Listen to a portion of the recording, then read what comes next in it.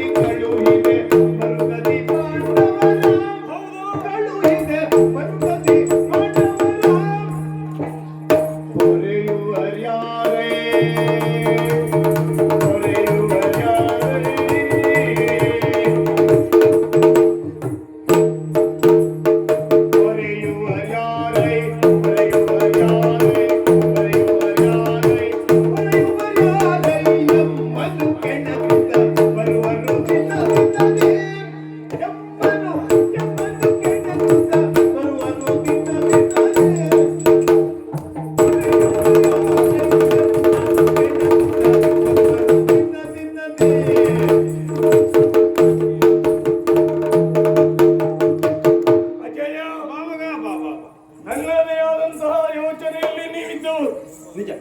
ವಯಸ್ಸಾದ ಮೇಲೆ ಬಹಳ ನಿದ್ರೆ ಮಾಡಬೇಕಂತ ಇಲ್ಲ, ವಿಶ್ರಾಂತಿ ಮಾಡಬೇಕು. ಅಜಯ, ಈ ಸಂಯೋಧನೆಗೆ ಒಳ್ಳೆಯ ಬುದ್ಧಿ ಬಂತಲ್ಲ. ಸಂಬೋಧನೆ ಮಾಡಿದ್ದೇನು? ಗುರುಕುಲ ಅನ್ವಯ ತಿಲಕ ಬಾಬಾ ಅಲ್ವಾ? ಅಲ್ವಾ? ಗುರುಕುಲಕ್ಕೆ ತಿಲಕ ಪ್ರಾಯನಾದವ ಈ ಸಂಯೋಧನ. ನಿಮ್ಮ ಬಾಯಿಂದ ಈ ಸಂದರ್ಭದಲ್ಲಿ ಹೇಳಿದ್ದು ನನಗೆ ಧನ್ಯತೆಯ ಭಾವವನ್ನು ಉಂಟು ಮಾಡುತ್ತಾಯಿ. ಪವಿತ್ರವಾದಂತಹ ನಮ್ಮ ಕುರುವಂಶದಲ್ಲಿ ಅನೇಕ ಮಹಾಪುರುಷರು ತಮ್ಮ ದಿವ್ಯವಾದಂತಹ ವ್ಯಕ್ತಿತ್ವದ ಪ್ರಭೆಯಿಂದ ಅಖಂಡಾರ್ಯಾವರ್ತದಲ್ಲಿ ಅಜರಾಮರರಾಗಿ ಗೋಚರಿಸಲ್ಪಟ್ಟಿದ್ದಾರೆ. ನಿಜ. ಒಂದು ಅರ್ಥದಲ್ಲಿ ಪಾಂಡವರು ಎಂದು ಕರೆಯಲ್ಪಡುವವರು ಕೂಡ ಕೌರವರೇ. ನಿಜ. ಕುರುವಂಶದವರಾದುದರಿಂದ ನಾವೆಲ್ಲ ಕೌರವರು.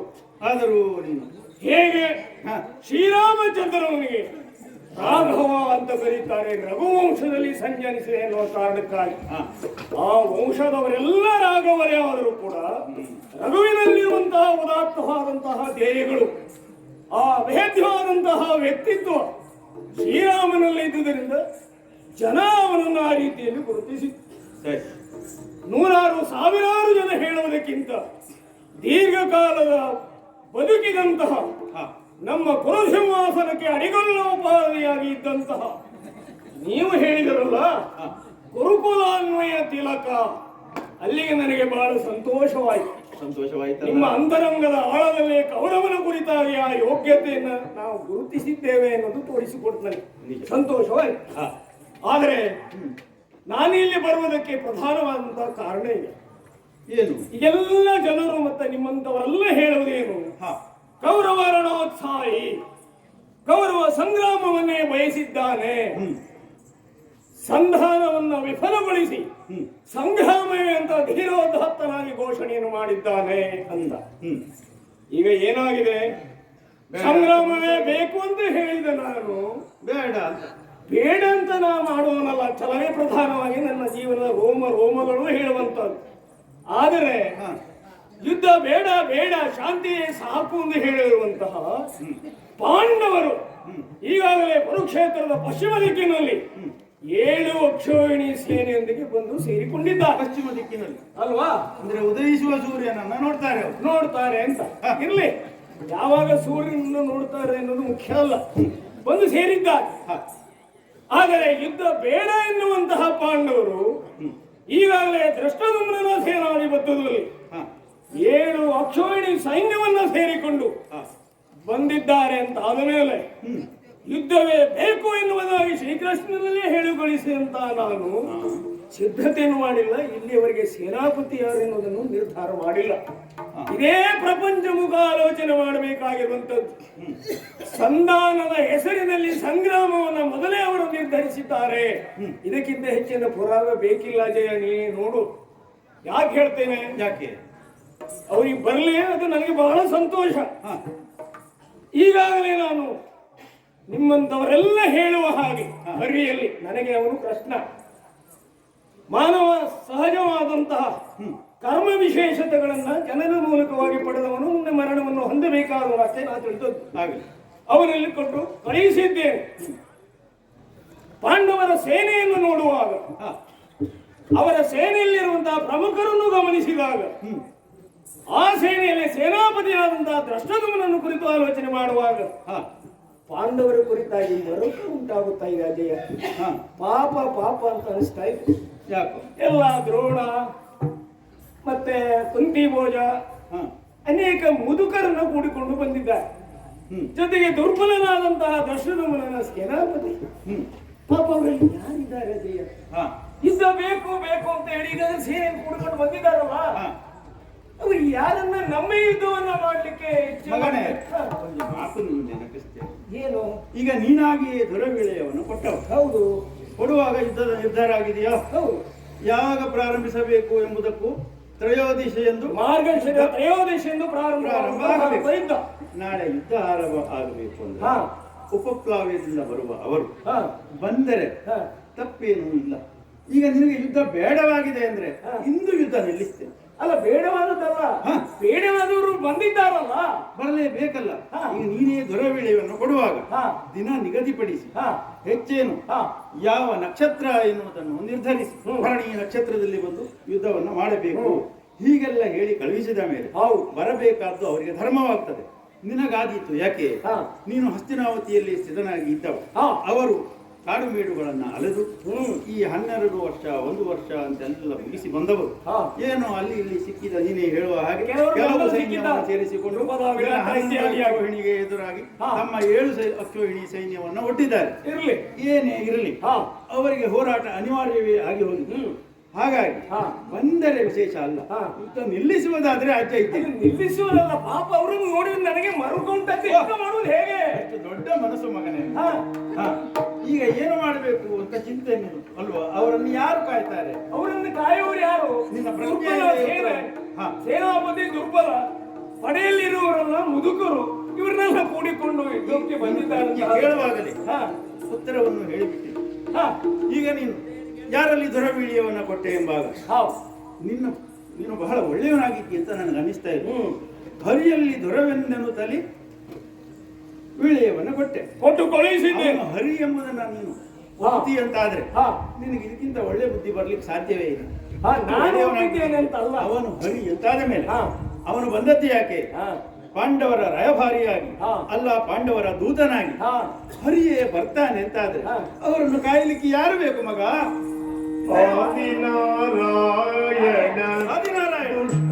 ಶಿಕ್ಷಣಕ್ಕಾಗಿ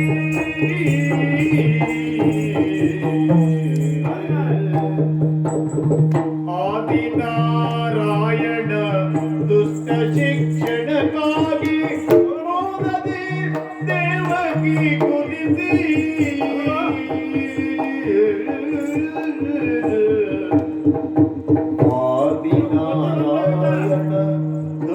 ಶಿಕ್ಷಣಕ್ಕಾಗಿ ಮೋದದಿ ದೇವಕಿ ಕುದಿಸಿ ಸಾದರದೊಳು ಪಾಟು ಜಾತರ ಒರೆಯುವ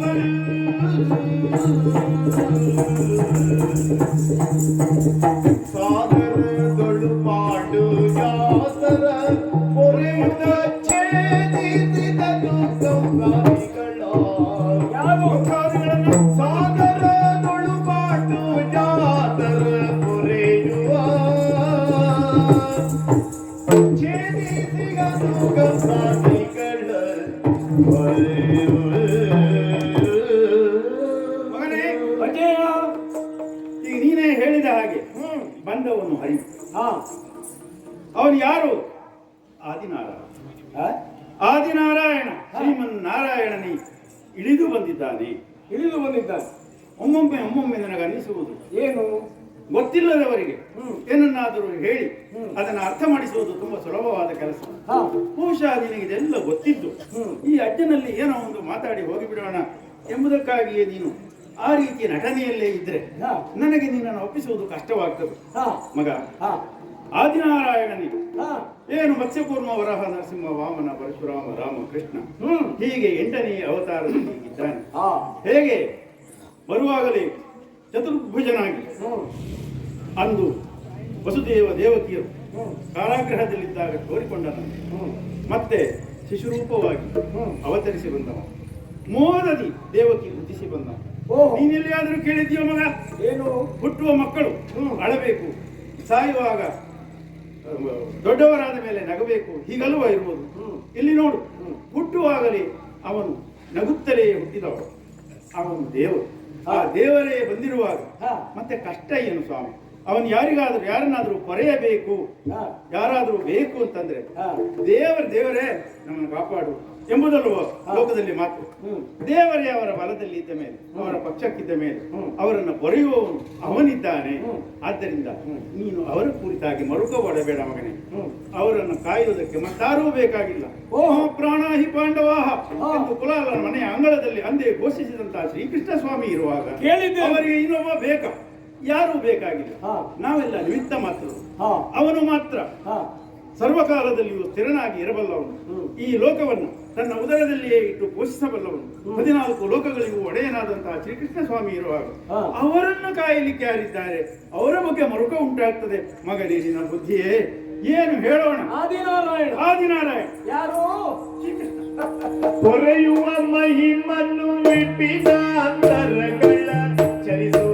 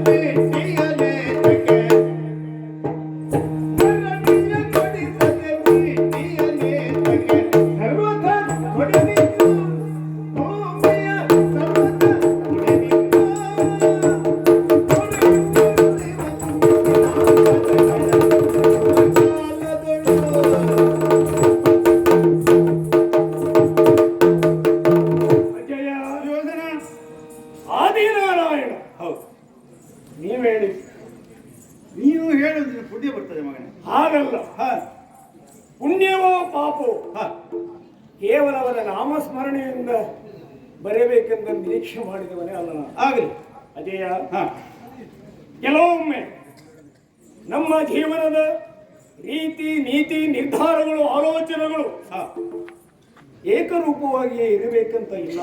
ಇರುವುದು ಸಾಧ್ಯವೂ ಇಲ್ಲ. ಪುರುಷ ಪ್ರಧಾನವಾದಂತಹ ಹ್ಮ್ ವ್ಯವಸ್ಥೆಯನ್ನು ನಂಬಿದವನು ನಾನು, ನಿಜ ಅಲ್ವಾ? ನೀವು ಹೇಳಿದವನು ಆದಿನಾರಾಯಣ ಎನ್ನುವುದಾಗಿ. ಪುರುಷೋತ್ತಮ ಆ ಆದಿನಾರಾಯಣ ಹಾ ಇವನು ಶ್ರೀಕೃಷ್ಣ. ಹೌದು ದೇವಕಿ ವಸುದೇವರಲ್ಲಿ ಅಷ್ಟಮ ಗರ್ಭ ಸಂಜಾತನಾದವನು ಅಂತ ನನಗೆ ಗೊತ್ತಿದೆ. ಸರಿ ಆದರೆ ಹಾ ಪಾಂಡವರನ್ನು ಪಡೆಯುವಂತಹ ಮಹಿಮಾ ಹೌದು ಮಮ ಪ್ರಾಣಾಯಿ ಪಾಂಡವ ಅಂತ ಅವನು ಹೇಳಿದ್ದಾನೆ. ಹಾ ನೀವೆಲ್ಲ ಅದನ್ನು ಮೊದಲಿಂದಲೂ ಹೇಳುತ್ತಾ ಬಂದಿದ್ದೀರಿ. ನಾವು ಭಾಗವತರಲ್ವ ಮಗನೇ? ಅಲ್ಲ, ಹಾ. ಇರ್ಲಿ, ಹಾ ಭಾಗವತರೇ ಆಗಲಿ, ಹಾ ಕೆಲವೊಮ್ಮೆ ನಾವು ಹ್ಮ್ ನಮ್ಮದೇ ಆದಂತಹ ಮತಿಯ ಮಿತಿಯಲ್ಲಿ ಹಾ ಲೌಕಿಕ ಪ್ರಪಂಚದ ಆಗುಹೋಗುಗಳನ್ನು ಸ್ವಯಂ ತೀರ್ಮಾನ ಮಾಡುವಂತಹ ಆಲೋಚನಾ ಶಕ್ತಿ ಕ್ರಿಯಾಶಕ್ತಿ ನಮ್ಮಲ್ಲಿದೆ. ಹ್ಮ್ ಯಾರೋ ಹೇಳಿದ್ದನ್ನ ಕೇಳಿ ಅಷ್ಟೇ ಅಂತ ನಿರ್ಧಾರ ಮಾಡುವಷ್ಟರ ಮಟ್ಟಿಗೆ ನಾವಿಲ್ಲ. ಹಾ ಯಾಕೆ? ಯಾಕೆ? ಕೇವಲ ನಾವು ಭಾಗವತೋತ್ತಮರಾಗಿ ಇರಬೇಕಾದವರಲ್ಲ, ಮತ್ತೆ ವೀರ ಕ್ಷಾತ್ರಿಯನಾಗಿ ಚಕ್ರವರ್ತಿಯಾಗಿ ಪವಿತ್ರವಾದಂತಹ ಸಿಂಹಾಸನದಲ್ಲೇ ವಿರಾಜಮಾನನಾದವನು ಹಾ. ಮುಂದೆ ಆಗಬೇಕಾದನು. ಹ್ಮ್ ಇನ್ನೊಂದು ಹೇಳಾಜ, ಹೇಳು ಮಗ. ಈ ರಾಜಕೀಯದಲ್ಲಿ ದೇವರ ಪ್ರವೇಶ ಆಗಬಾರದು. ಹಾ ಇದು ವೀರ ಕ್ಷಾತ್ರಿಯರಾದವರಿಗೆ ಸಂಬಂಧಪಟ್ಟಿರುವಂತ. ಹ್ಮ್ ಇಲ್ಲಿ ಪ್ರಧಾನವಾಗಿ ಹೇಳುವುದೇನು? ಏನು? ಒಂದು ದುಷ್ಟ ನಿಗ್ರಹಕ್ಕಾಗಿ, ಹಾ ಶಿಷ್ಟನಿಗೆ ಅನುಗ್ರಹಕ್ಕಾಗಿ ಹ್ಮ್ ನಿಮ್ಮಂತವರು ಹೇಳುವ ಹಾಗೆ ಅವನು ಅವತರಣ ಮಾಡಿದ್ದಾನೆ. ನಿಜ ಆದ್ರೆ ಜನ್ಮ ಆದದ್ದು ಸತ್ಯ ಅಲ್ಲ. ನಿಜ ಹ, ಆ ಜನ್ಮ ಆದ ಮೇಲೆ ವಸುದೇವ ದೇವಕಿಯರ ಬಂಧ ವಿಮೋಚನೆ ಆಯ್ತಾ? ಈಗ ಅವನು ಹೇಗೆ ಬಂಧ ಇದನ್ನ- ವಿಮೋಚನೆ ಆಗಿ ಹೊರಗೆ ಹೋದ. ಇದಕ್ಕೂ ವ್ಯಾಖ್ಯಾನ ಹೇಗೆ ಅಂದ್ರೆ, ಹ, ನೀನು ಹೇಳಿದ ಹಾಗೆ ಜನ್ಮ ಆದದ್ದು ನಿಜವೋ? ನಿಜ. ಯಾಕೆ? ಈ ಲೌಕಿಕ ಪ್ರಪಂಚದಲ್ಲಿ ಲೌಕಿಕರ ಮಧ್ಯದಲ್ಲಿ ಹುಟ್ಟಿಕೊಂಡವನೊಬ್ಬ ತಾನು ಪಾರಲೌಕಿಕ ಶಕ್ತಿ ಸಂಪನ್ನನಾಗಿದ್ದೇನೆ, ನಾನೇ ದೇವರು ಎಂದು ತೋರಿಕೊಂಡರೆ ಸಾಧುವಾಗುವುದಿಲ್ಲ, ಸಾಧ್ಯವೂ ಆಗುವುದಿಲ್ಲ. ಆದರೆ ಅದನ್ನೇ ನಾನು ಆಗಲೇ ಹೇಳಿದೆ, ನೀನು ಗಮನಿಸಲಿಲ್ಲ. ಹುಟ್ಟಿ ಅವನು ಶಿಶು ಅವಸ್ಥೆಯನ್ನ ತಾಳುವ ಮೊದಲೇ ತಮದ್ಭುತಂ ಬಾಲಕಂ ಯಾಕೆ ಹೇಳಿದ್ದು? ಹಾಗೆ ಅದ್ಭುತ ರೂಪವನ್ನು ಹೊಂದಿ ಚಕ್ರ ಗದಾಧಾರಿಯಾಗಿಯೇ ಬಂದವನು. ಹಾಗೆ ತೋರಿಕೊಂಡು ಮತ್ತೆ ಗರ್ಭಸ್ಥವಾದ ಶಿಶುವಿನಂತೆ ಲೋಕದಲ್ಲಿ ಇರುವ ಸಾಮಾನ್ಯ ಶಿಶುವಿನ ಹಾಗೆ ಕಾಣಿಸಿಕೊಂಡವು. ವಿಮೋಚನೆಯಾಯ್ತು ಕೇಳಿದ್ಯಲ್ಲ ಮಗನೇ? ಆ ಹುಟ್ಟಿದ ಶಿಶು ಎಲ್ಲಿಗೆ ಹೋದದ್ದು? ಮುಂದೆ ಹೋದದ್ದು ಅವನನ್ನು ಕರೆದುಕೊಂಡು ಹೋದ್ದು ಅಲ್ವಾ? ಹಾಗೆ ಕರೆದುಕೊಂಡು ಹೋಗುವಾಗ ಕಂಸನ ಸೈನ್ಯವೆಲ್ಲ ಕಾವಲಿಗಿತ್ತು. ಆದರೂ ವಸುದೇವನಿಗೆ ಆ ಮಗು ಏನು ಮಾತಾಡಿ ಹೇಳಲಿಲ್ಲ. ಸ್ಫುರಣೆಯಾದದ್ದು. ವಸುದೇವ ಎತ್ತಿಕೊಂಡು ಹೊರಟು ಹೋದ. ತುಂಬಿ ಹರಿಯುವ ಯಮುನೆಯೂ ಕೂಡ ವಸುದೇವನಿಗೆ ದಾರಿ ಮಾಡಿಕೊಟ್ಟಿತ್ತು. ಅವನು ನಂದಗೋಕುಲಕ್ಕೂ ಮುಟ್ಟಿ ಆ ಮಗುವನ್ನಲ್ಲಿಟ್ಟು ಅಲ್ಲಿರುವಂತಹ ಮಗುವನ್ನು ತಂದ್ಬೇಡ, ಕತೆ ಎಲ್ಲ ಬೇಕಾಗಿಲ್ಲ. ನೀನು ಹೇಳಿದ್ರೆ ಒಳ್ಳೆಯದು, ಯಾಕಂದ್ರೆ ನಿನಗೂ ಸ್ವಲ್ಪ ಪುಣ್ಯ ಬರಲಿ, ಹರಿಕತೆ ಮಾಡಿ ಅಂತ. ಅಲ್ಲಲ್ಲ, ಸುಲಭವಾಗಿ ಇಂತಹ ಪುಣ್ಯ ಸಂಪಾದನೆಯನ್ನು ನಾವು ಬಯಸುವುದಿಲ್ಲ. ಬಿಡು ಹಾಗಾದ್ರೆ. ಈಗ ನಾನು ಹೇಳುವುದೇನು? ನಾನು ಹೇಳುವುದು ಹೇಗೆ? ನಿನ್ನ ಪ್ರಶ್ನೆಗೆ ಇದೇ ಉತ್ತರ. ಅವರಿಗೆ ವಿಮೋಚನೆ ಆಗುತ್ತೆ, ಹೌದು. ಹಾಗೆ ಅವರನ್ನ ವಿಮೋಚನೆ ಮಾಡಿಸಿ ಅಲ್ಲಿಗೆ ಮುಗಿಸಬಹುದು ಎಂತಿದ್ರೆ ಕಂಸಾದಿಗಳನ್ನ ಛೇದಿಸುವ ಕಾರ್ಯಕ್ಕೆ ತಡೆಯಾಗ್ತಾ ಇತ್ತು. ಹಾಗಾಗಿ ಅವನು ಅಷ್ಟು ತಡೆದುಕೊಂಡ ಅಂತ. ಬೇರೆ ಬೇರೆಯವರು ಬೇರೆ ಬೇರೆ ರೀತಿಯಲ್ಲಿ ವ್ಯಾಖ್ಯಾನ ಮಾಡುವುದು, ನಾನು ವ್ಯಾಖ್ಯಾನ ಮಾಡುವುದು ಹೇಗೆ ರೀತಿಯೇ ಬೇರೆ. ಹೇಗೆ? ಈಗ ಪಾಂಡವರನ್ನು ಅವನು ರಕ್ಷಣೆ ಮಾಡುತ್ತಾನೆ, ತನ್ನ ವಜ್ರ ಪಂಜರದಲ್ಲಿಟ್ಟುಕೊಂಡು ಅವರನ್ನು ಸಂರಕ್ಷಿಸುತ್ತಾನೆ ಅಂತ ಆದರೆ ಒಳ್ಳೆ ಮಾತು. ಆ ದ್ಯೂತದಲ್ಲಿ ಸೋತ ಮೇಲೆ ಪಾಂಡವರು 12 ವರ್ಷ ವನವಾಸಕ್ಕೆ ಹೋದರು. 1 ವರ್ಷದ ಅಜ್ಞಾತವಾಸ. ಇಷ್ಟೆಲ್ಲ ಭವನಗಳನ್ನು ಅವರು ಹೊಂದಿ ರಾಜಕೋಶಗಳನ್ನು ತೆರೆದು ನಿರ್ಗತಿಕರಾಗಿ ಅಂಡಕಾರಣ್ಯದಲ್ಲಿ ಅಲೆಯುವಂತಹ ಅಂತ ದುರ್ಧರಮಯವಾದಂತಹ ಸಂದರ್ಭ ಅವರ ಪಾಲಿಗೆ ಬಂದವಾಗ ಅವರನ್ನು ಕೊರೆಯುವ ಈ ಮಹಿಮಾನ್ವಿತ ಎಲ್ಲಿ ಹೋಗಿದ್ದ ಮಗನೇ? ಹೇಗೆ ಗೊತ್ತಾ? ನಿನಗೆ ಇದು ಗೊತ್ತಿಲ್ಲ ಅಂತಲ್ಲ, ಬಹುಶಃ ನೀನು ವಿಸ್ಮರಣೆಯಾಗಿದೆಯೋ ಏನು? ಎರಡು ರೀತಿಯಿಂದ ಇದಕ್ಕೆ ಉತ್ತರಿಸಬಹುದಾಗ್ತದೆ. ಒಂದು, ವಿಪಿನಾಂತರಗಳಲ್ಲಿ ಚಲಿಸಿದರು. ವಿಪಿನಾಂತರಗಳಲ್ಲಿ ಚಲಿಸುವಾಗ ಪಾಂಡವರೇನು ಕೇವಲ ಸಾಮಾನ್ಯ ವ್ಯಕ್ತಿಯ ಹಾಗೆ ತಿರುಗಾಡಿಕೊಂಡು ಬಂದದ್ದಲ್ಲವಲ್ಲ, ಅಲೌಕಿಕ ಶಕ್ತಿಯನ್ನು ಸಂಪಾದಿಸಿದ್ದಾರೆ. ಪಾರ್ಥ ಗಳಿಸಿದಂತಹ ಶಕ್ತಿಯೇನು ಭೀಮಾರ್ಜುನರು ಮಾಡಿದ ಕೆಲಸ ಏನು, ಯುಧಿಷ್ಠಿರ ಗಳಿಸಿದಂತಹ ಪುಣ್ಯ ಸಂಪತ್ತೇನು, ಇವೆಲ್ಲವನ್ನು ಗಳಿಸಿದ್ದಾರೆ ಎಂಬರಿಗೆ ಅವರು ಈ ಕರ್ಮಭೂಮಿಯಲ್ಲಿ ಕರ್ಮವನ್ನು ಮಾಡುವ ಮೂಲಕವಾಗಿ ತಮ್ಮ ಪುಣ್ಯವನ್ನು ವೃದ್ಧಿಗೊಳಿಸಿಕೊಂಡಿದ್ದಲ್ಲದೆ ಆ ಪುಣ್ಯಾತ್ಮರಾದವರಿಗೆಲ್ಲವೂ ಒಳ್ಳೆಯದೇ ಒದಗಿ ಬರುವ ಹಾಗಾಗಿ ಇದಕ್ಕೂ ಮುಂಚಿತವಾಗಿ ಆದದ್ದನ್ನು ನಿನಗೆ ಹೇಳ್ತೇನೆ. ನಮ್ಮ ಸಂಜಯನೇ ಗೂಢಚಾರರ ಮೂಲಕವಾಗಿ ವಿಷಯವನ್ನು ತಿಳಿದು ಬಂದಿದ್ದಾನೆ. ಈ ಕಾಮ್ಯಕವನಕ್ಕೆ ಇವರು ಹೋದರ ಆಗ ಶ್ರೀಕೃಷ್ಣ ದ್ಯೂತದ ಪ್ರಸಂಗದ ಸಂದರ್ಭದಲ್ಲಿ ಶ್ರೀಕೃಷ್ಣ ಸಾಲುವರಲ್ಲಿ ಯುದ್ಧ ಮಾಡ್ತಾ ಇದ್ದರು. ಆಮೇಲೆ ಅವರಲ್ಲಿಗೆ ಹೋಗಿದ್ದಾಗ ಶ್ರೀಕೃಷ್ಣ ಯಾದವ ಪ್ರಮುಖರನ್ನೆಲ್ಲ ಕೂಡಿಕೊಂಡು ಶ್ರೀಕೃಷ್ಣ ದ್ರೌಪದಿಯರನ್ನೆಲ್ಲ ದೃಪದನ ಪಡೆಯನ್ನೆಲ್ಲ ಸೇರಿಕೊಂಡು ದೃಷ್ಟದ್ಯುಮ್ನ ಶಿಶುಪಾಲನ ಮಗನಾದಂತಹ ದೃಷ್ಟಕೀತು ವಿರಾಟರಾಯ ಇವರೆಲ್ಲ ತಮ್ಮ ಸೈನ್ಯಗಳನ್ನ ಅಂದ್ರೆ ಪ್ರಮುಖರನ್ನು ಸೇರಿಸಿಕೊಂಡು ಅಲ್ಲಿ ಹೋಗಿ ಒಂದೇ ದಿನದಲ್ಲಿ ಅವರನ್ನ ನಿರ್ಮೂಲನ ಮಾಡಿ ನಿನಗೆ ಪಟ್ಟವನ್ನು ಕಟ್ತೇವೆ ಎಂಬ ಹಾಗೆ ಯುಧಿಷ್ಠಿರನಲ್ಲಿ ಹೇಳಿದ್ದಾರೆ. ಸಂಜಯನೇ ಗೂಢಚಾರರ ಮೂಲಕವಾಗಿ ಹೇಳಿದ್ದು. ಆದರೆ ನಿನ್ನ ಅಣ್ಣ ಆ ಯುಧಿಷ್ಠಿರ ಅವ ಹೇಳಿದ್ದೇನು, ಏನ್ ಹೇಳಿದ? ಪ್ರತಿಜ್ಞಾತೋ ವನೇವಾಸೋ ರಾಜ ಮಧ್ಯೆ ಮಯಾಸ್ತೆಯಂ. ರಾಜ ಸಭೆಯಲ್ಲಿ ನಾನು ಪ್ರತಿಜ್ಞಾಬದ್ಧನಾಗಿದ್ದೇನೆ. 12 ವರ್ಷಗಳ ವನವಾಸ, 1 ವರ್ಷದ ಅಜ್ಞಾತವಾಸ ಇಷ್ಟನ್ನು ಮುಗಿಸಿದ್ದಲ್ಲದೆ ನಾನು ಅತ್ತ ಹೋಗುವಂತಿಲ್ಲ. ಪ್ರಭುವೇ, ನೀನು ನಿನ್ನ ಕರುಣೆಯನ್ನು 13 ವರ್ಷ ಆದ ಮೇಲೆ ತೋರು ಎಂಬುದಾಗಿ ಅವನು ಹೇಳಿದ್ದಾನೆ ಎಂಬ ಹಾಗೆ ಸಂಜಯನೇ ಗೂಢಚಾರರನ್ನ ಎಲ್ಲ ಅವರಿಂದ ತಂದಂತಹ ವರ್ತಮಾನವನ್ನು ನಿನ್ನಪ್ಪನಾದ ಧೃತರಾಷ್ಟ್ರನ ಮುಂದೆಯೇ ಒಂದು ಹೇಳಿದ್ದಾನೆ. ಅಂತಹ ಯುಧಿಷ್ಠಿರ ಅದಕ್ಕೆ ನಾನು ಹೇಳಿದ್ದೆ, ನೀನು ಯಾವಾಗಲೂ ಕೆಟ್ಟದ್ದನ್ನು ಯೋಚಿಸಬೇಡ ಮಗನೇ. ನಾನು ಮಾಡಿದ ಹಾಗಾಯ್ತು. ಯೋಚಿಸಬೇಡ ಸತ್ಯ ಮಾರ್ಗಗಳನ್ನು,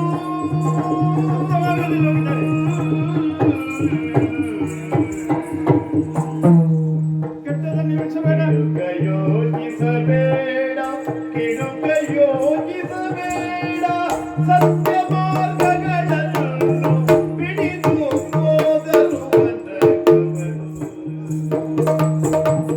ಸತ್ಯ ಮಾರ್ಗಗಳನ್ನು ಬಿಡಿದು ಹೋದರು ಕೊಡದಿರೆ ಅಂತರಾಜ್ಯವ ಕೊಡದಿರೆ ಅಂತರಾಜ್ಯವ ಕೃಷ್ಣನು ಬಿಡದೆ ಬಂದಿದ್ದನು ಜಯಗಳನ್ನು. ಮಗನೇ ಅಜಯ, ಯಾವಾಗಲೂ ಈ ಕೆಟ್ಟದ್ದನ್ನೇ ಯೋಚಿಸುವುದು, ಅಸೂಯಾಪರವಾದಂತಹ ದೃಷ್ಟಿಯನ್ನೇ ಹೊಂದಿರುವುದು. ಪಾಂಡವರು ಉತ್ತಮರಾದ್ರೆ ಆ ಉತ್ತಮರ ಸಹವಾಸದಿಂದ ನೀನು ಒಳ್ಳೆಯವನಾಗಬಹುದು ಮಗನೇ. ಅದನ್ನು ಬಿಟ್ಟು ಅಲ್ಲಿರುವಂತಹ ಪಾಂಡವರಿಗೆ ಏನಾದರೂ ಕೆಟ್ಟದ್ದು ಮಾಡಬಹುದೇ ಎಂಬ ಯೋಚನೆಯಲ್ಲಿ ನೀನು ಕಾಲ ಕಳೆದೆ. ಅದನ್ನು ಬಿಟ್ಟು ನೀನೂ ಕೂಡ ಅವರು ಹೇಗೆ ಧರ್ಮ ಮಾರ್ಗದಲ್ಲಿ ನಡೆದು ಧರ್ಮಿಷ್ಠರಾಗಿ ಒಳ್ಳೆಯದನ್ನೆಲ್ಲ ಸಂಗ್ರಹ ಮಾಡಿಕೊಂಡು ಅವರಿಗೆ ಏನೆಲ್ಲ ಸಂಗ್ರಹ ಆಗಿದೆ ಎಂಬುದನ್ನು ನೀನು ಗೂಢಚಾರರ ಮೂಲಕ ತಿಳಿದುಕೊಂಡವನೇ ಇದ್ದಿ. ಹಾಗಾಗಿ ಆ ಎಲ್ಲ ವಿಷಯಗಳ ಕುರಿತಾಗಿ ಇನ್ನು ಮತ್ತೆ ನಾನು ವಿಶದೀಕರಿಸುವಂತಹ ಪ್ರಯತ್ನವನ್ನು ಮಾಡುವುದಿಲ್ಲ. ಹಾಗಾಗಿ ಪುಣ್ಯವಂತರಾದಂತಹ ಆ ಪಾಂಡವರಿಗೆ ದಿನಾಂತರದಲ್ಲಿ ಚಲಿಸುವಾಗ ಕಷ್ಟ ಆಗಲಿಲ್ಲ ಒಂದು. ಮತ್ತೆ ಈ ಕೆಡುಕನ್ನ ಯೋಚಿಸುವುದು ಬಿಟ್ಟು ಒಳ್ಳೆಯ ಯೋಚನೆಯನ್ನೇ ನೀನು ಮಾಡದೆ ಹೋದರೆ ಸುಮ್ಮನೆ ಅವರು ಕೇವಲ 7 ಅಕ್ಷೋಹಿಣಿ ಸೈನ್ಯವಿರಬಹುದು, ನಮಗೆ 11 ಅಕ್ಷೋಹಿಣಿ ಸೈನ್ಯ ಇದೆ, ಅವರನ್ನು ಕೊಂದು ಕಳೆಯುತ್ತೇನೆ ಎಂಬ ಹಾಗೆ ಯೋಚಿಸಿದರೆ ಶ್ರೀಕೃಷ್ಣ ಸ್ವಾಮಿ ಅತ್ತಲಿದ್ದಾನೆ. ಅವನೇನು ಮಾಡ್ತಾನೆ, ಈ ಕೌರವ ಪಡೆಯನ್ನೆಲ್ಲ ನಿರ್ಮೂಲನ ಮಾಡಿ ಅವರಿಗೆ ರಾಜ್ಯವನ್ನು ಕೊಡಿಸ್ತಾನೆ. ಅರ್ಧ ರಾಜ್ಯ ಆದ್ರೆ ಅರ್ಧ ರಾಜ್ಯವನ್ನು ಕೊಡಿಸ್ತಾನೆ. ಅದೆಲ್ಲ ಕೌರವರ ಸೇನೆಯನ್ನೆಲ್ಲ ಅವನು ಕೊಂದು ಮುಗಿಸಿದ ಅಂತಾದ್ರೆ ಇಡೀ ರಾಜ್ಯವೇ ಅವರದ್ದಾಗ್ತದೆ ಮಗನಿಗೆ. ಅದೆಲ್ಲ ಬೇಡ, ಅರ್ಧ ರಾಜ್ಯವನ್ನು ಕೊಡು. ಅರ್ಧ ರಾಜ್ಯ ಕೊಟ್ಟು ಶಾಂತಿಯಿಂದ ಕೌರವರು ಪಾಂಡವರು ಒಟ್ಟಿನಲ್ಲಿದ್ದಾರೆ. ಯಾರು ಹತ್ತಿನಾವತಿಯ ಕಡೆಗೆ ಮುಖ ಮಾಡಿ ಕುಳಿತುಕೊಳ್ಳುವಂತಹ ನಿಲ್ಲುವಂತಹ ಧೈರ್ಯವನ್ನು ತೋರಿಯಾರ. ಆದ್ದರಿಂದ ಮಗನೇ, ಇದೆಲ್ಲವನ್ನು ಬಿಡು. ಒಳ್ಳೆಯವನಾಗುವುದಕ್ಕೆ ಕಷ್ಟ ಏನೂ ಇಲ್ಲ. ಕೇವಲ ನಿನ್ನ ಮನಸ್ಥಿತಿಯಲ್ಲಿ ಸ್ವಲ್ಪ ಬದಲಾವಣೆಯಾದ್ರೆ ಏನು ಮಾಡಬೇಕು. ನನ್ನವರು ಅವ ಹೇಗೆ ನಿನ್ನನ್ನು ನೋಡ್ತಾನೆ. ಯುಧಿಷ್ಠಿರ ದೇವತಾ ಸಮಾನನಾದಂತಹ ಆ ಯುಧಿಷ್ಠಿರ ನನ್ನ ತಮ್ಮ, ಅವನಿಗೆ ತೊಂದರೆ ಆಗಬಾರದು. ದೊರೆತನ ಸುಡಲಿನ್ನು, ಬಡತನ ಎನಗು, ಕುರುರಾಯ ಸುಖಿ ಎಂದು ಕೇಳಿದರೆ ಸಾಕು ಎನ್ನುವಂತಹ ಒಬ್ಬ ಧೀಮಂತನಾದಂತಹ ಶ್ರೀಮಂತನಾದಂತಹ ಉತ್ತಮ ಪುರುಷನಾದಂತಹ ಯುಧಿಷ್ಠಿರನನ್ನು ಹೊಂದಿ ಬದುಕು. ಅದರಿಂದ ಎಲ್ಲರಿಗೂ ಒಳ್ಳೆಯದಾಗ್ತದೆ. ಈ ನಿನ್ನ ಅಜ್ಜನಂತಹ ಇವರಿಗೆಲ್ಲ ಈ ಪ್ರಾಯ ಆದವರಿಗೆಲ್ಲ ಒಂದು ಸಂತಸದ ಸಾವಾದರೂ ದೊರೆತೀತು ಎಂಬುದನ್ನೇ ಆಶಿಸ್ತಾ ಇದ್ದೇನೆ. ಮಗನೇ ಕೆಡಬೇಡ. ಏನು ಮಾಡ್ಬೇಕು ನಾನೀಗ? ನೀನು ಅರ್ಧ ರಾಜ್ಯವನ್ನಾದರೂ ಕೊಡು. ರಾಜ್ಯವನ್ನು ಕೊಡಬೇಕು. ಆಮೇಲೆ ಸುಖದಿಂದ ರಾಜ್ಯವನ್ನು ಕೊಡಬೇಕು.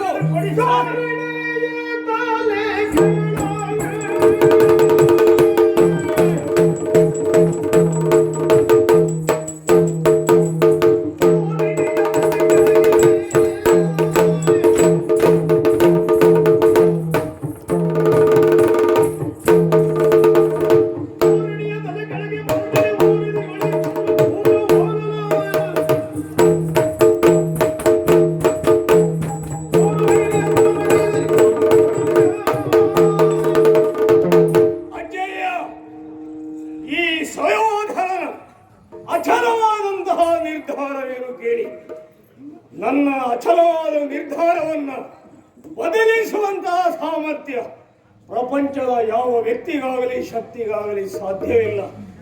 ಧಾರಣೆಯ ತಲೆ ಕೆಳಗಾಗಿ ಹೋಗಲಿ, ಧರಣಿ ಮಂಡಲನ್ನು ಒಡೆದು ಹೋಗಲಿ, ಸಪ್ತ ಸಾಗರಗಳೇ ಬತ್ತಿ ಹೋಗಲಿ, ಪ್ರಪಂಚವೇ ನಿರ್ನಾಮವಾಗಿ ಹೋಗಲಿ, ಯಾವ ಕಾರಣಕ್ಕೂ ಈ ಸುಯೋಧನ ಸಾಮದಿಂದ ಸೂಜಿಯ ಮನೆ ಊರುವಷ್ಟು ಸ್ಥಳವನ್ನು ಅವರಿಗೆ ಕೊಡಲಾರೆ.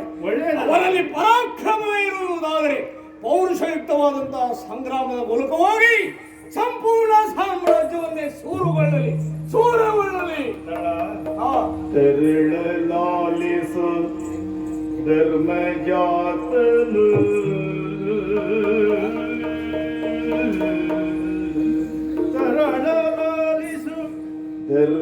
ಧರ್ಮಜಾತನು ಪರಮ ಸಜ್ಜನ ಸದ್ಗುಣಾಕರ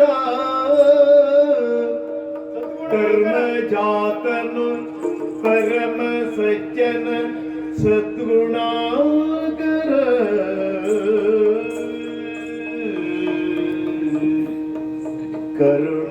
ಕರುಣದಿಂದವನೊಡನೆ ಮೈತ್ರಿಯನೆಸಗಿದರೆ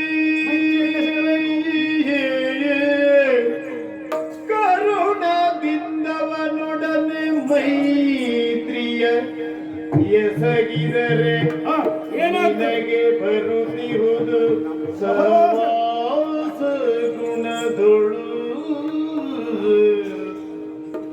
ನಿನಗೆ ಬರುತ್ತಿರುವುದು ಸಹವಾಸ ಗುಣದೊಳು ದರೆಯೊಳಗೆ ಸಹನೆ ಸತ್ಕೀರ್ತಿಗಳು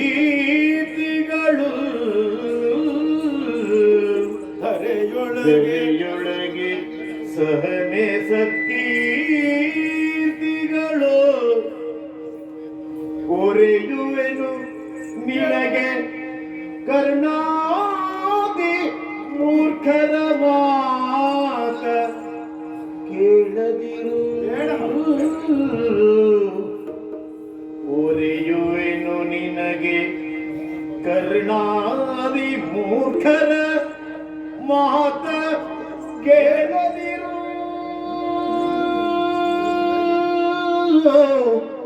ಆಗ ಕರಳಲಾಲಿಸು ಓ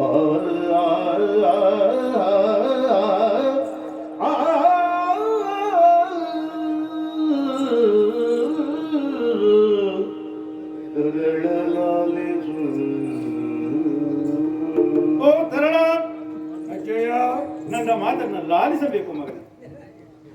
ನಾನು ಏನು ಮಾತಾಡಿದರೂ ಕೂಡ ಈ ಕುರುವಂಶದ ಉತ್ಕರ್ಷಕ್ಕಾಗಿಯೇ ಮಾತನಾಡುವವನು, ಯೋಚಿಸುವವನು, ಅದೇ ರೀತಿಯಲ್ಲಿ ನಡೆದುಕೊಳ್ಳುವವನು ಕೂಡ. ಹಾಗಿರುವಾಗ ನಿನ್ನನ್ನು ಕುರುಕುಲ ಅನ್ವಯ ತಿಲಕ ಎಂದು ಸಂಬೋಧಿಸಿದ ನಾನೇ ನಿನಗೇನಾದರೂ ಕೆಡುಕಾಗುವುದನ್ನು ಬಯಸಿ ಅನ್ನೋ ಮಗನೇ. ಅಲ್ಲ, ಅದೇ ನನಗೆ ಆಶ್ಚರ್ಯವಾಗುತ್ತದೆ. ಅಂತಹ ಸದ್ಗುಣಾಕರನಾದಂತಹ ಯುಧಿಷ್ಠಿರನ ಸಹವಾಸದಿಂದ ನಿನ್ನಲ್ಲಿಯೂ ಒಳ್ಳೆಯ ಬುದ್ಧಿ ಮೊಳೆತೀತು. ತನ್ನ ಮೂಲಕವಾಗಿ ನಮ್ಮ ವಂಶಕ್ಕೆ ಹೆಚ್ಚೇನು ಲೋಕಕ್ಕೆಲ್ಲ ಒಳಿತಾಗ್ತದೆ.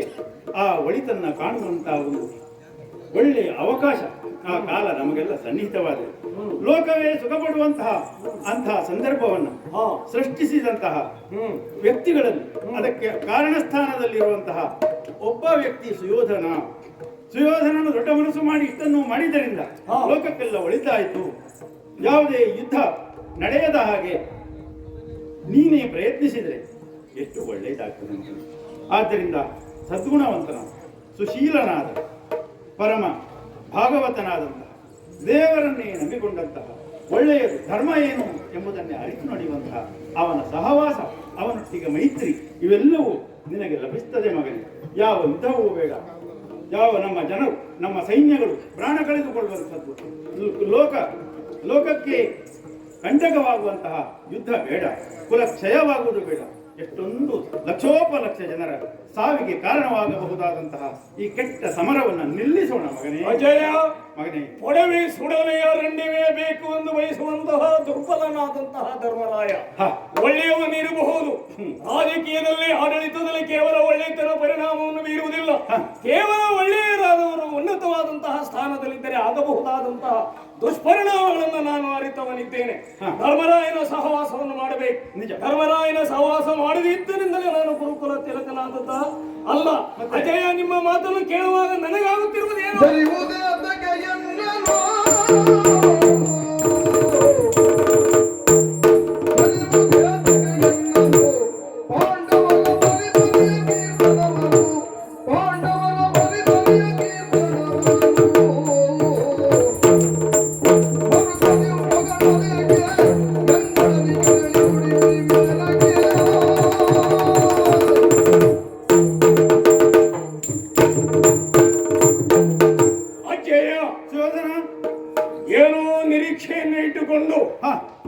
ನಮ್ಮ ಅಜ್ಜಯ ಎನ್ನುವಂತಹ ಪರಮ ಪವಿತ್ರವಾದಂತಹ ಭಾವನೆಯನ್ನು ಆಧಾರವಾಗಿಟ್ಟುಕೊಂಡು ನಿರ್ದಿಷ್ಟವಾದಂತಹ ಯೋಚನೆಯ ಮೂಲಕವಾಗಿ ನನಗೆ ಅನುಕೂಲಕರವಾಗಬಹುದಾದಂತಹ ರೀತಿಯಲ್ಲಿ ನಮ್ಮ ಅಜ್ಜೆಯ ಮಾತುಗಳನ್ನು ಆಡುತ್ತಾನೆ.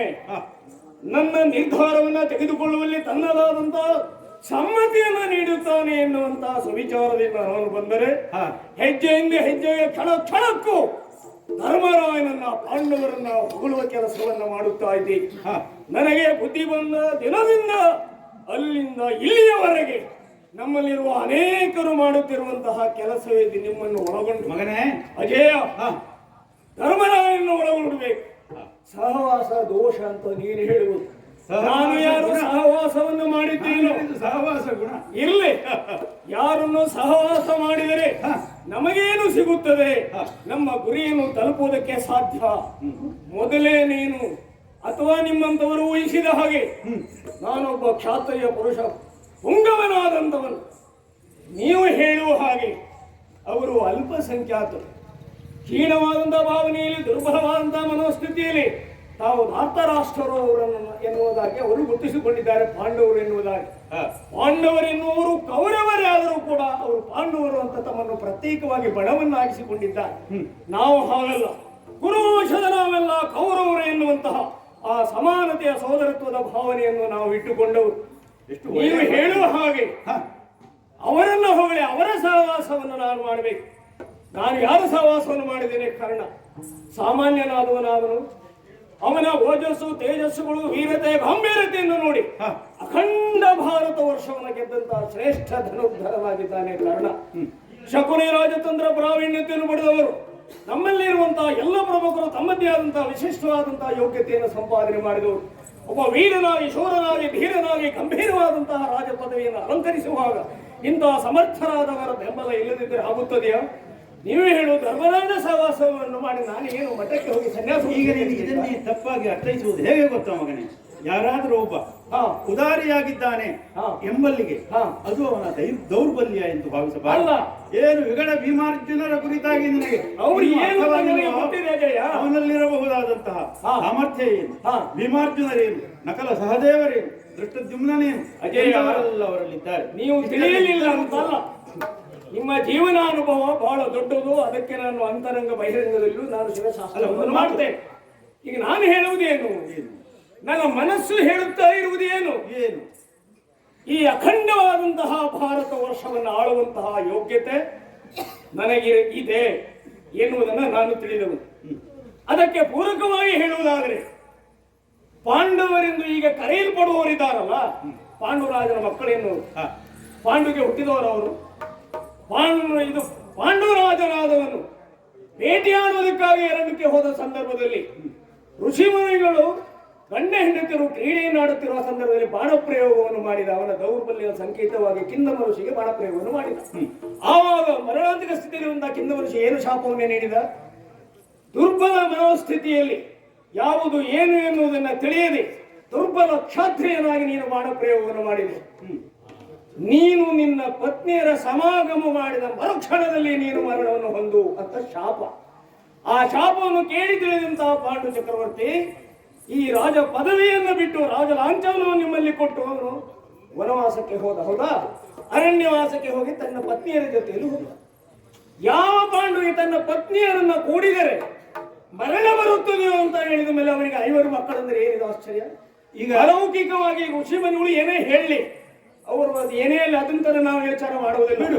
ಈಗ ಸಾಮಾಜಿಕವಾದಂತಹ ಜೀವನ ಮೌಲ್ಯಗಳನ್ನ ಇಂತಹ ಗುರುತಿಸುವಾಗ ಒಂದು ಮಾತಾಗಿ ಋಷಿ ಮುನಿಗಳೇ ಎಲ್ಲ ಕಡೆಗೂ ಹೇಳ್ತಾ ಹೋದ್ರೆ ಇವನೇ ಅಪ್ಪ ಇವನೇ ಅಮ್ಮ ಅಂತ ಹೇಳಿದ್ರೆ ಸಾಮಾಜಿಕ ಜೀವನ ವ್ಯವಸ್ಥೆ ನಡೆಯಲಿಕ್ಕೆ ಸಾಧ್ಯತೆ ಉಂಟಾ?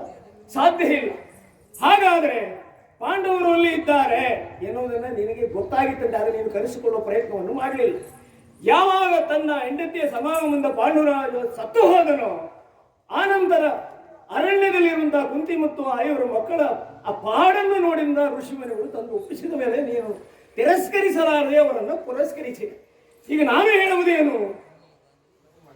ವೇದವ್ಯಾಸರಾದವರು ತಮ್ಮ ಸಂಕಲ್ಪ ಶಕ್ತಿಯಿಂದ ಇಚ್ಛಾಕ್ರಿಯಾ ಜ್ಞಾನ ಶಕ್ತಿಯಿಂದ ಸಿಂಹಾಸನಿಗೆ ಸಮರ್ಥನಾದಂತಹ ಉತ್ತರಾಧಿಕಾರಿ ಇಲ್ಲೇ ಎನ್ನುವ ಕಾರಣಕ್ಕಾಗಿ ನನ್ನ ತಾಯಿಯಾದಂತಹ ಗಾಂಧಾರ ದೇವಿಯಲ್ಲಿ ಗರ್ಭಧಾರಣೆ ಮಾಡುವಂತೆ ರೀತಿಯಲ್ಲಿ ಮಾಡಿದರು.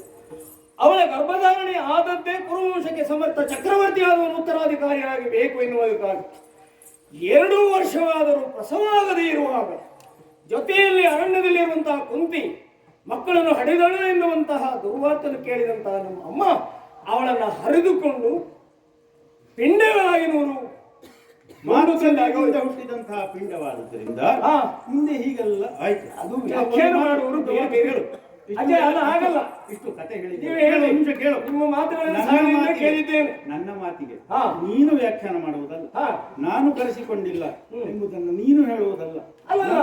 ನಾನು ಅದು ಕೇಳಬೇಕಾದ ಆರ್ಷ ಪದ್ಧತಿಯಲ್ಲಿ ಯಾವುದೇ ವರಪ್ರಧಾನವಾಗಿ ಹುಟ್ಟಿಕೊಂಡರೆ ಅದಕ್ಕೆ ಯಾರು ತಂದೆ ಯಾರು ತಾಯಿ ನಿನ್ನಂಥವನ ಬಾಯಿ ಇದೆಲ್ಲ ಬರಬಹುದು, ಆದರೆ ನಾನು ಹೇಳುವುದಕ್ಕಾಗುವುದಿಲ್ಲ. ಹಾಗಾಗಿ ಆರ್ಷ ಪದ್ಧತಿಯಲ್ಲಿ ಅವರು ಔರಸ ಪುತ್ರರನ್ನ ಪಡೆಯುವ ವಿಧಾನ ಇರಲಿ. ಒಂದು ನಿಮಿಷ ಕೇಳು. ನಿನಗೆ ಗೊತ್ತಿಲ್ಲ ಅಂತಾದ್ರೆ ಗೊತ್ತಿದ್ದವರು ಹೇಳಿದ್ದನ್ನ ಕೇಳುವಾದರೂ ನಿನ್ನ ಬುದ್ಧಿಯನ್ನು ಅದು ಇದೆ ನನಗೆ. ಆದರೆ ಅದಕ್ಕೊಂದು ಮಿತಿ ಅಂತ ಹೇಳಿದ್ದೆಲ್ಲವನ್ನೂ ಕೇಳುವಂತಹ ಕೇಳದವ ನೀನು. ಯಾಕೆಂದ್ರೆ ನೀವೆಲ್ಲ ಹೇಗೆ ಹುಟ್ಟಿದಿರಿ ಅದರ ಬಗ್ಗೆ ನಾನು ಮಾತಾಡುವುದಕ್ಕಾಗುವುದಿಲ್ಲ. ಯಾಕೆ? ನಿಮ್ಮ ಅಪ್ಪನಿಗೂ ಅಪ್ಪ ಅಂಥವನು ಕೌರವರು ಹುಟ್ಟುವುದಕ್ಕೆ ಮುಂಚೆ ಗಾಂಧಾರಿ ದೇವಿ ಬೇಡ ನಾನು ಮಾತಾಡಬಾರದು ಹೋಗಲಿ. ಹಾಗಾಗಿ ನೀನು ಇಂಥದ್ದೆಲ್ಲ ವಿಷಯಗಳನ್ನ ಮಾತಾಡಕೂಡುದು. ಯಾಕೆ? ಪಾಂಡವರು ಧರ್ಮಿಷ್ಠರು, ಅವರು ಯಾವ ವರಪ್ರಧಾನದಿಂದ ಹುಟ್ಟಿದ್ದಾರೆ ವೇದವ್ಯಾಸರೇ ಬಂದು ಆಕ್ಷೇಪಿಸಿದ್ರ ಯಾವುದನ್ನ? ಈ ಪಾಂಡವರು ಅಲ್ಲ ಪಿಂಡವಾಗಿ ಬಿದ್ದ ಮೇಲೆ ಇವರು ಹಾಳು ಮಾಡುವಂತ ಪಿಂಡವನ್ನು ಬಿಟ್ಟರ ಪಾಂಡವರು ಪಾಂಡುವಿನ ಉತ್ತರಾಧಿಕಾರಿಗಳಲ್ಲ ಅಂತ ವೇದವ್ಯಾಸರು ಹೇಳಿದರು. ಅಲ್ಲ ಅವರು ಕೆಲವೊಮ್ಮೆ ಹೇಳುವುದಿಲ್ಲ.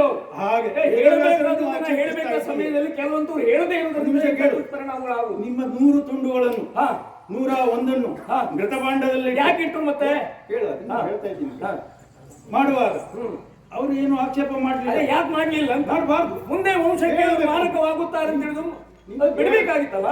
ಕೇಳುವುದಿಲ್ಲ ಅಂತ ಅವ್ರು ಹೇಳುವುದು ಹೇಗೆ? ಅದಲ್ಲ ಅದಾಯ್ತು. ಹೇಳಿದ್ದನ್ನೆಲ್ಲ ಹೇಳ್ತೀಯ ವಿತಂಡವಾದ ಅಂತ ಆದ್ರೆ ನಾನು ಉತ್ತರಿಸಬೇಕು. ಅಲ್ಲ ಈಗ ನೀವು ಹೇಳಿದ್ದಕ್ಕೆ ನಾನು ಕೇಳಬೇಕು, ನಾನು ಹೇಳಿದ್ದು ಕೇಳುವುದಿಲ್ಲ ಅಂತ ಆದ್ರೆ ನಾನು ಕೇವಲ ನಿಮ್ಮ ಮೊಮ್ಮಗನಷ್ಟೇ ಅಲ್ಲಲ್ಲ. ಇಲ್ಲಿಯವರೆಗೆ ಹಸ್ತಿನಾವತಿ ಚಕ್ರವರ್ತಿ ಸಿಂಹಾಸನದಲ್ಲಿ ವಿರಾಜಮಾನ ಆಡಳಿತ ನಡೆಸಿದ್ದಾರೆ. ಶ್ರೀಕೃಷ್ಣನೇ ಹೇಳಿದ್ದಾರೆ ಆಗಿಲ್ಲ ಸಂಧಾನಕ್ಕೆ ಬಂದು ಇರಲಿ, ಅದು ನನ್ನ ವರ್ಚಸ್ವಿಯಾದ ವ್ಯಕ್ತಿತ್ವದಿಂದ ನಾನು ಸಂಪಾದನೆ ಮಾಡಿಕೊಂಡಿದ್ದೇನೆ. ಯಾರಾದ್ರೂ ವಿರೋಧಿಸಿದ್ದಾರಾ? ವಿರೋಧಿಸಿ ಸಫಲರಾಗಿದ್ದಾರ? ನಾವು ಬಿಟ್ಟಿದ್ದೇವೆ. ಅಲ್ಲ ಬಿಟ್ಟಿದ್ದಾರೆ ಎಂದು ಮುಖ್ಯ ಅಲ್ಲ, ನನ್ನ ಬಾಹುಬಲದಿಂದ ನನ್ನ ವ್ಯಕ್ತಿತ್ವದಿಂದ ಸಂಪಾದನೆ ಮಾಡಿದ್ದಾರೆ. ಯಾರು ಅದನ್ನು ವಿರೋಧಿಸಿದ್ದಾರೆ, ಯಾರು ವಿರೋಧಿಸಲಿಲ್ಲ. ನಾನು ಹೇಳುವುದಲ್ಲ, ಪಾಂಡವರು ಧರ್ಮಿಷ್ಠರಾದ್ದರಿಂದ ವಿರೋಧಿಸಲಿಲ್ಲ ಅಂದೇ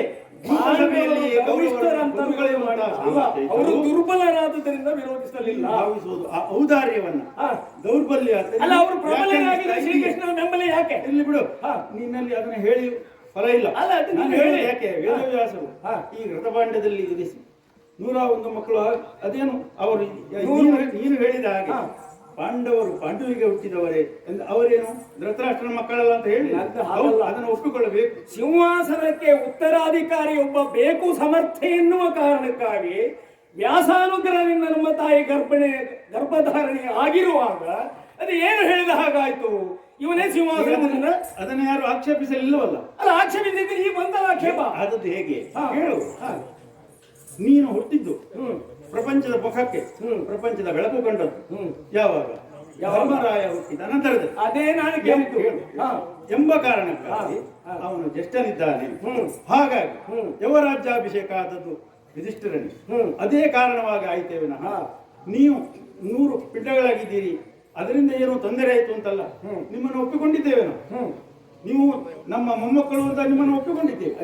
ಆದರೆ ನೀನು ಹೇಳ್ತಾ ಇರೋ ವಂಶದಲ್ಲಿ ಮಕ್ಕಳಲ್ಲ ಎಂಬಂತ ಆಕ್ಷೇಪಾರ್ಹವಾದಂತಹ ವಿಷಯವನ್ನು ಆಕ್ಷೇಪ ಅಲ್ಲ, ನೀವು ಹೇಳುವಾಗ ಏಕಮುಖದಲ್ಲಿ ಪಾಂಡವರು ಸಜ್ಜನರು, ಪರಮ ಸಾತ್ವಿಕರು, ಕೌರವನೇನು ದುಷ್ಟ ಅಂತ ಹೇಳಿದರಲ್ಲ, ಅದನ್ನು ನಾನು ಒಪ್ಪಿಕೊಳ್ಳಿಕ್ಕೆ ಸಿದ್ಧನಿಲ್ಲ.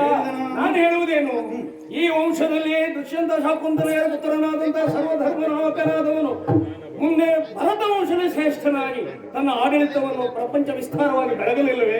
ಅವನು ತಾಯಿ ಗರ್ಭದಲ್ಲಿ 3 ವರ್ಷದವ ಇದ್ದ. ಆ ಭರತನ ಆಶೋತ್ತರಗಳನ್ನ ಗುರಿಯನ್ನ ಈಡೇರಿಸುವ ಸಮರ್ಥನಾದಂತಹ ಉತ್ತರಾಧಿಕಾರಿಯಾಗಿ ನಾನು ಬರ್ತಾ ಇದ್ದೆ. ಏನು ಮಾಡೋಣ, ನಮ್ಮ ತಾಯಿ ಮಾಡಿದ ದುಡುಕಿನಿಂದ ಮಧ್ಯದಲ್ಲಿ ಪ್ರಸವ ವಹಿಸುವಂತಾಯ್ತು. ಇನ್ನೊಂದು ನಾನು ಹೇಳ್ತೇನೆ, ಒಬ್ಬನನ್ನ ಹಿರಿಯನನ್ನು ಗುರುತಿಸುವಾಗ ಪ್ರಾಜ್ಞರಾದವರು ನೀವು ಕೇವಲ ಏಕಮುಖವಾಗಿ ಆಗುವುದಿಲ್ಲ. ಶ್ರೇಷ್ಠವಾದ ಬ್ರಾಹ್ಮಣನನ್ನು ಕೇಳಿ, ಕೆಲವೊಮ್ಮೆ ನೀವು ಬ್ರಾಹ್ಮಣರು ಹೇಳುವುದನ್ನು ಕೇಳುವುದಿಲ್ಲ. ನೀವೇ ಎಲ್ಲವನ್ನು ಹೇಳಿ ನಿಮ್ಮಷ್ಟಿಗೆ ನಿರ್ಧಾರವನ್ನು ಮಾಡಿರುವ ಈಗ ಉಪನಯನ ಸಂಸ್ಕಾರದಲ್ಲಿ 8 ವರ್ಷಕ್ಕೆ ಉಪನಯನ ಸಂಸ್ಕಾರವನ್ನು ಮಾಡುವಾಗ 7 ವರ್ಷಕ್ಕೆ ಬ್ರಾಹ್ಮಣರು ಮಾಡ್ತಾರೆ. ಇನ್ನೊಂದು ವರ್ಷ ಎಲ್ಲಿ ಹೋಯಿತು? ಇನ್ನೊಂದು ವರ್ಷದಲ್ಲಿ 3 ತಿಂಗಳು ತಂದೆಯಲ್ಲಿ, 9 ತಿಂಗಳು ತಾಯಿಯಲ್ಲೂ ನಿಕ್ಷೇಪಿಸಿ ಮುಂದಿನ 7 ವರ್ಷಗಳನ್ನು ಸೇರಿಸಿ ಆ ನಂತರ 8ನೇ ವರ್ಷಕ್ಕೆ ಉಪನಯನ ಸಂಸ್ಕಾರ. ಜನ್ಮಾನಂತರದಲ್ಲಿ ಆಗಿರುವುದು 7 ವರ್ಷ.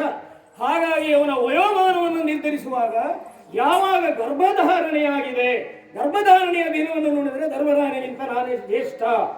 ಆ ನೆಲೆ ಇನ್ನು ವ್ಯಾಸಾನುಗ್ರಹ, ವ್ಯಾಸರು ಅನುಗ್ರಹ ಮಾಡಿದ್ದೇನು ಈ ವಂಶಕ್ಕೆ? ಪಾಂಡವರಂತೂ ಇಲ್ಲದ ಆಮೇಲೆ ಪ್ರಕಟವಾದದ್ದು ಪ್ರಪಂಚ ಮುಖಕ್ಕೆ ಲೋಕವೆಲ್ಲ ಗೊತ್ತಿದೆ. ಸಾಮಾನ್ಯವಾಗಿ ಧರ್ಮರಾಯನಿಗೆ 16 ವರ್ಷ ಆದವಾಗ ಅವರನ್ನೆಲ್ಲ ಸೇರಿಕೊಂಡು ಇಲ್ಲಿ ಬಂದದ್ದು. ಅಲ್ಲಿಯವರೆಗೆ ಪ್ರಪಂಚವೆಲ್ಲ ತಿಳಿದದ್ದು ಏನು? ಈ ಸುಯೋಧನನೇ ಈ ವಂಶಕ್ಕೆ ಉತ್ತರಾಧಿಕಾರಿ ಅಲ್ವಾ? ಆ ನಂತರದಲ್ಲಿ ಅವರು ಬಂದ ಮೇಲೆ ಅವರಿಗೆ ಅರ್ಧ ರಾಜ್ಯವನ್ನು ಕೊಡಬೇಕು. ನೀವು ಕೊಟ್ಟಿದ್ದಲ್ಲಿ ಕೆಲವೊಮ್ಮೆ ಈಗ ನೀನು ನಡೆದದ್ದನ್ನೆಲ್ಲ ನಿನಗೆ ಬೇಕಾದ ಹಾಗೆ ವ್ಯಾಖ್ಯಾನಿಸುವ. ಅಲ್ಲ, ನೀವೇ ಮಾಡಿದ್ದನ್ನು ಬೇಕಾದ ಹಾಗೆ ಹೇಳಿದ್ದು. ಬಂದ ಮೇಲೆ ಅವರಿಗೆ ಅರ್ಧ ರಾಜ್ಯ ವ್ಯವಸ್ಥೆ ಮಾಡಿ ಬಂದ ಮೇಲೆ ಅವರು ಪ್ರಬುದ್ಧರಾದ ಮೇಲೆ ಯುವರಾಜ್ಯಾಭಿಷೇಕ ಯಾರಿಗೆ ಮಾಡಬೇಕು? ಆ ಯುವರಾಜ್ಯಾಭಿಷೇಕವನ್ನ ಯುಧಿಷ್ಠಿರನಿಗೆ ಮಾಡಿ. ಅದೇ ನಾನು ಆಕ್ಷೇಪಿಸಿದ್ದು. ಅರ್ಧ ರಾಜ್ಯ ಅಲ್ಲಿ ಕೊಡಲಿಲ್ಲ. ಆ ನಂತರದಲ್ಲಿ ಬಿಡು, ಒಂದೊಂದೇ ಹೇಳಿದ್ರೆ ಆ ಅರಗಿನ ಮನೆಯ ಪ್ರಕರಣವೋ ಅಲ್ಲಿಂದ ಹೊರಬಿದ್ದದ್ದು, ಆಮೇಲೆ ಅವರು ದ್ರೌಪದಿ ಸ್ವಯಂವರ, ಆ ನಂತರದಲ್ಲಿ ಬಂದ ಮೇಲೆ ಹೇಳು. ನಿನಗೆ ವಿಷಯ ಗೊತ್ತಿಲ್ಲ ಅಂತ ಹೇಗೆ ಗೊತ್ತಿಲ್ಲದೆ ಇರೋದಕ್ಕೆ ಸಾಧ್ಯ? ಇಷ್ಟಿದ್ದರೂ ಕೂಡ ಈ ರೀತಿ ಮಾತನಾಡ್ತೀಯ. ಆ ಬಂದ ಮೇಲೆ ಅಲ್ಲಿ 2 ಭಾಗ ಮಾಡೋಣ ಅಂತ ಮಾಡಿದ್ದೇವೆ ನಾವು. ಅವರು ಬಂದಾಗಲೇ ಮಾಡಿದ್ದಲ್ಲ, ಆಗ ಮಾಡಿದ್ದು ಯುವರಾಜ್ಯ. ಅದು ನಾನು ಒಪ್ಪಿದ್ದೇನೆ. ನೀನು ಯಾರು ಒಪ್ಪಲಿಕ್ಕೆ? ನೀನು ಯಾರು ನಾನು ಯಾರು? ನೀನು ಏನು ಅಲ್ಲ. ಹಾಗೆ ಕೃಷ್ಣ ಸಂಧಾನ ನನ್ನಲ್ಲಿ ಆಗುದಲ್ವ? ನಿನ್ನಲ್ಲಿ ಅಲ್ಲ, ನಮ್ಮಲ್ಲಿ ಆಗುತ್ತಾ? ಧೃತರಾಷ್ಟ್ರ ಭೂಪತಿ ನೀನು ಪಗಡೆ ಆಡಿದೆ. ಆಡಿದ ಮೇಲೆ ನೀನೆಲ್ಲವನ್ನು ಗೆದ್ದುಕೊಂಡೆ. ನಾನು ಆಡಿದೆ, ನನ್ನ ಪರವಾಗಿ ಮಾವು ಮಾಡಿದ್ದು. ಅದು ತಪ್ಪೆ. ಆಡಿ ತಪ್ಪಾಗಿ ನೀವು ತಪ್ಪಂದು ಹೇಳಲಿಲ್ಲ, ನಿಲ್ಲಿಸಲಿಲ್ಲ. ನಿನ್ನಲ್ಲಿ ಉಳಿಯಿತಾ? ಯಾವುದು? ಆ ಗೆದ್ದದ್ದೆಲ್ಲ ನಿನ್ನಲ್ಲಿ ಉಳಿಯಿತಾ? ಅಲ್ಲ, ಉಳಿಬೇಕಂತ ಇಲ್ಲ. ಗೆದ್ದಿಲ್ಲ. ಧೃತರಾಷ್ಟ್ರ ಎಲ್ಲವನ್ನು ಹಿಂದಿರುಗಿಸಲಿಲ್ಲವೇ? ನಾನು ಎಂಬಲ್ಲಿಗೆ ನಿನಗೆ ಅಧಿಕಾರ ಇಲ್ಲ ಎಂಬುದನ್ನು ಅವನಿಗೆ ಸಾರಿದ ಇರಲಿ. ಹಾಗಾಗಿ ನಾನೇ ದೊಡ್ಡವನು ಎಂಬುದನ್ನು ನೀನೇ ಹೇಳಿಕೊಳ್ಳುವುದಲ್ಲ. ಆದ್ದರಿಂದ ಈ ಎಲ್ಲವನ್ನು ಬಿಡು. ಒಳ್ಳೆಯವನಾಗು, ಪಾಂಡವರನ್ನು ಸೇರಿಕೊ, ನಿನಗೂ ಒಳಿತಾಗ್ತದೆ, ಲೋಕಕ್ಕೂ ಒಳ್ಳೆಯದಾಗ್ತದೆ. ಆಗೋದಿಲ್ಲ. ಹ. ಯಾವ ಕಾರಣಕ್ಕೂ ಪಾಂಡವರನ್ನು ನಾನು ಓಲೈಸುವುದಿಲ್ಲ. ಈಗಾಗಲೇ ಹೇಳಿದ್ದೇನೆ. ಪುನಃ ಪುನಃ ನನ್ನನ್ನು ಜರದು ಮಾತನಾಡುವಂತಹ ನಿಮ್ಮ ಆ ಮಾತಿನ ಧ್ವನಿಯನ್ನು ನಾನು ವಿರೋಧಿಸ್ತಾ ಇದ್ದೇನೆ. ಯಾವ ಕಾರಣಕ್ಕೂ ಸಾಧ್ಯವೇ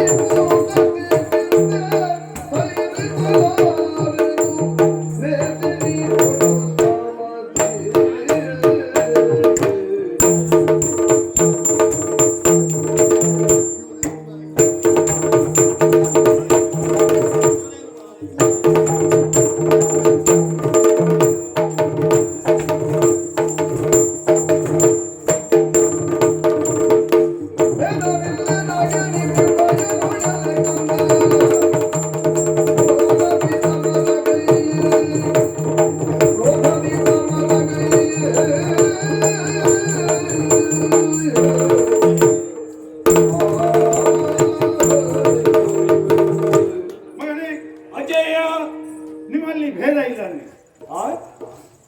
ಈಗ ಪಾಂಡವರು ಒಳ್ಳೆಯವರು ಎಂದು ಹೇಳಿದ ಕಾರಣದಿಂದ ಅಜ್ಜ ನಮ್ಮ ಕಡೆಗಿಲ್ಲ, ಪಾಂಡವರ ಕಡೆಗಿದ್ದಾನೆ.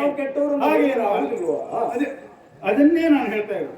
ಒಬ್ಬರು ಒಳ್ಳೆಯವರು ಅಂದ್ರೆ ಇನ್ನೊಬ್ಬರು ಕೆಟ್ಟವರು ಅಂತ ಹೇಳಿದ್ದಾರೆ ಎಂದು ವ್ಯಾಖ್ಯಾನಿಸಬೇಕು. ನನ್ನ ಎದುರಿನಲ್ಲಿ ಈಗ ನಿಮ್ಮಲ್ಲಿ ನನಗೆ ಭೇದ ಇಲ್ಲ, ನೀವೆಲ್ಲ ಒಂದೇ. ಅಲ್ಲದೆ ಹೋದ್ರೆ ಬಂದ ನಿನ್ನನ್ನು ಅಪ್ಪಿ ಮುದ್ದಾಡಿದ್ದ ಕುರುಕುಲಾನಿಯ ತಿಲಕ ಎಂದು ಕರೆಯುವ ಅವಶ್ಯಕತೆ.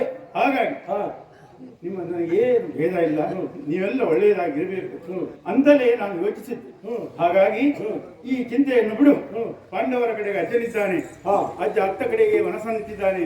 ನಮಗೆಲ್ಲಿ ತೊಂದರೆಯಾಗ್ತದೋ ಇಲ್ಲವೇ ಇಲ್ಲ. ಯಾಕೆ ಇದುವರೆಗೂ ನೀನು ನೋಡಿದೆಯಲ್ಲ, ಎಲ್ಲಿಯಾದರೂ ಇದುವರೆಗೆ ಪಾಂಡವರನ್ನೇ ಓಲೈಸುತ್ತ ಅವರ ಕಡೆಗೆ ಹೋಗಿದ್ದುಂಟು?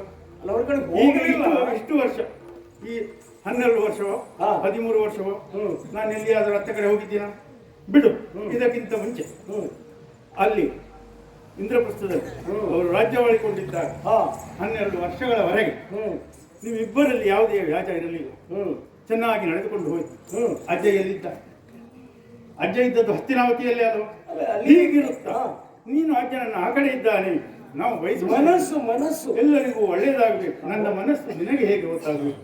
ನನ್ನ ಕೃತಿಯಿಂದಲಾಗಿ ನಾನೇನು ಹೇಳ್ತೇನೆ ಅದರಿಂದ ಗೊತ್ತಾಗಬೇಕು. ಅಲ್ಲ ಈ ಹಸ್ತಿನಾವತಿಯಲ್ಲಿ ಯಾರಾದರೂ ಭೀಷ್ಮನನ್ನು ಆಕ್ಷೇಪಿಸ್ತಾರೆ, ಇವನೊಬ್ಬ ದುರ್ಬುದ್ಧಿಯವ, ಇವನೆಲ್ಲರೂ ಕೆಟ್ಟದನ ಮಾಡ್ತಾನೆ, ಒಳ್ಳೆಯವನಾದಂತಹ ಕೌರವನಿಗೆ ಕೆಟ್ಟದು ಮಾಡುವಂತಹ ಕೆಟ್ಟ ಗುಣ ಈ ಭೀಷ್ಮನಲ್ಲಿ ಉಂಟು ಎಂಬ ಹಾಗೆ ಯಾರಾದರೂ ಆಕ್ಷೇಪಿಸಿದ್ದಾರೆ ಮಗ. ಆದ್ದರಿಂದ ಹೇಳುವುದು ಇದೆಲ್ಲ ಬಿಡು. ನಾನು ನಿನ್ನ ಕುರಿತಾಗಿ ಅತೀವವಾದ ಪ್ರೀತಿಯನ್ನು ಇಟ್ಟುಕೊಂಡಿದ್ದೇನೆ. ಅದಕ್ಕೆ ಅಲ್ಲವೇ ನೀನು ಅನೇಕ ಸಂದರ್ಭಗಳಲ್ಲಿ ನೀನು ತಪ್ಪು ಮಾಡಿದರು ಅನೇಕರು ನನ್ನನ್ನು ಕೆಲವೊಮ್ಮೆ ಆಕ್ಷೇಪಿಸಿದ್ದುಂಟು. ಹಸ್ತಿನಾವತಿಯ ರಾಜ್ಯಸಭೆಯಲ್ಲಿ ಏನೆಲ್ಲ ನಡೆಯಿತು, ಈ ಭೀಷ್ಮ ದ್ರೋಣಾದಿಗಳೆಲ್ಲ ಮೂಕ ಪ್ರೇಕ್ಷಕರಾಗಿ ಕುಳಿತಿದ್ದರಲ್ಲ, ಯಾಕೆ ಕುಳಿತು? ಅದೇ ನನಗೆ ಬಂದ ಬಲ. ಈ ಮೊಮ್ಮಕ್ಕ ನಿನಗೆ ಬಲ ಬಂತು, ನಾನು ಮಾಡುವುದು ಸರಿ. ಯಾವ ಕಾರ್ಯಕ್ಕೆ ಅಧರ್ಮದ ಕಾರ್ಯಕ್ಕೆ ಬಲ ಬರುವ ಹಾಗೆ ಭೀಷ್ಮನು ಕಾರಣ ಸ್ಥಾನದಲ್ಲಿದ್ದಾನೆ ಎಂಬುವಾಗ ಬಹುಶಃ ನನಗೆ ಅನಿಸುವುದು, ಶ್ರೀಕೃಷ್ಣ ಸಂಧಾನಕ್ಕೆ ಬಂದವನು ನನ್ನ ಮನೆಗೆ ಸುಮ್ಮನೆ ಭೀಷ್ಮನನ್ನು ನೋಡಿ ಹೋಗುವುದಕ್ಕೆ ಬಂದ, ನನ್ನಲ್ಲಿ ಬಂದವನು ಉಳಿದುಕೊಳ್ಳಲಿಲ್ಲ, ದ್ರೋಣರಲ್ಲಿಯೂ ಉಳಿಯಲಿಲ್ಲ. ಯಾಕೆ ಇವರೆಲ್ಲ ಆಕ್ಷೇಪ ಮಾಡಲಿಲ್ಲ, ಯಾವುದನ್ನು ಅಧರ್ಮದ ಕಾರ್ಯವನ್ನು ಆಕ್ಷೇಪಿಸಲಿ ನಾನು ಅಂದುಕೊಳ್ಳುವುದು. ಅವನೇನು ಬಾಯ್ದರೆಯಾಗಿ ಹೇಳಿ ವಿದುರನ ಮನೆಗೆ ಹೋದ. ಯಾಕೆ ವಿದುರ ಅಂದೇ ಅದನ್ನು ವಿರೋಧಿಸಿದ್ದ. ಹಾಗಾಗಿ ನಾನು ಅಂದುಕೊಳ್ಳುವುದೇನು, ಶ್ರೀಕೃಷ್ಣನಿಗೂ ಅಪ್ರಿಯವಾದಂತಹ ಕಾರ್ಯವನ್ನು ನಾನು ಮಾಡಿದನೋ ಅಂತ. ಬಿಡು, ಅದಲ್ಲೇ ವಿಮರ್ಶಿಸುವುದಿಲ್ಲ. ನಾನು ಯಾವುದೇ ರೀತಿಯಲ್ಲಿ ಎರಡೂ ಕಡೆಯವರನ್ನು ಕಿತ್ತಂಡಗಳನ್ನು ಸಮಾನ ಪ್ರೀತಿಯಿಂದ ಇದುವರೆಗೂ ನೋಡಿಕೊಂಡು ಬಂದವನಿದ್ದೇನೆ. ಮುಂದೆಯೂ ಹಾಗೆ ಇರ್ತೇನೆ ಮಗ. ನಮ್ಮ ಅಂತರಂಗ ಬಹಿರಂಗ ಏಕಮುಖವಾಗಿರುವುದೇ ನಮಗೆ ತೊಡಕಾಗ್ತಾ ಇದೆ. ಹೇಗೆ? ಸಂಧಾನದ ಹೆಸರಿನಲ್ಲಿ ಸಂಗ್ರಾಮವನ್ನು ಅಪೇಕ್ಷಿಸಿದ್ದಾರೆ ಎನ್ನುವುದನ್ನು ನಾನು ತಿಳಿದಿದ್ದೇನೆ. ನಿಮಗೂ ಗೊತ್ತಿದೆ, ಶ್ರೇಷ್ಠನಾದಂತಹ ಅಧಿಕಾರದಲ್ಲಿರುವವನು, ಸಮರ್ಥನಾದಂತಹ ರಾಜನಾದವನು, ಸುತ್ತಮುತ್ತಲಿನ ಪ್ರಪಂಚದಲ್ಲಿ ಆಗುತ್ತಿರುವಂತಹ ವ್ಯವಹಾರಗಳನ್ನು ತಿಳಿದುಕೊಳ್ಳಬಹುದಾದಂತಹ ಬೇಹಿನಚಾರವನ್ನು ಹೊಂದಿರುತ್ತಾನೆ ಎನ್ನುವುದನ್ನೇ ನೀವು ತಿಳಿದವರು. ಇನ್ನೊಂದು ಕಾಲದಲ್ಲಿ ಅಖಂಡವಾದಂತಹ ಭಾರತ ವರ್ಷದಲ್ಲಿ ಹಸ್ತಿನಾವತಿಗೆ ವಿರೋಧಿಗಳು ಉದ್ಭವಿಸುತ್ತಾರೆ ಎನ್ನುವ ಕಾರಣಕ್ಕಾಗಿ ನೀವು ಅಲ್ಲಿ ಹೋದದ್ದು ನಿಯಂತ್ರಿಸಿದ್ದು ಬೇಹಿನಚಾರವನ್ನು ಕೇಳಿದ್ದೇನೆ ನಾನು. ಅದನ್ನು ಸಂಧಾನದ ಹೆಸರಿನಲ್ಲಿ ಅವರು ಬೇರೆ ಯೋಚನೆ ಮಾಡಿಕೊಂಡು ಬಂದಿದ್ದಾರೆ. ಇರಲಿ, ನನಗೆ ಬೇಕಾದದ್ದು ಸಂಗ್ರಾಮವೇ. ಈ ಮಾತು ಈಗ ಹೇಳಿದ್ರಲ್ಲ, ಭೇದವೂ ಇಲ್ಲ ಅಂತ. ಈಗ ನನಗೆ ನಿಮಗಿರದಿರಿ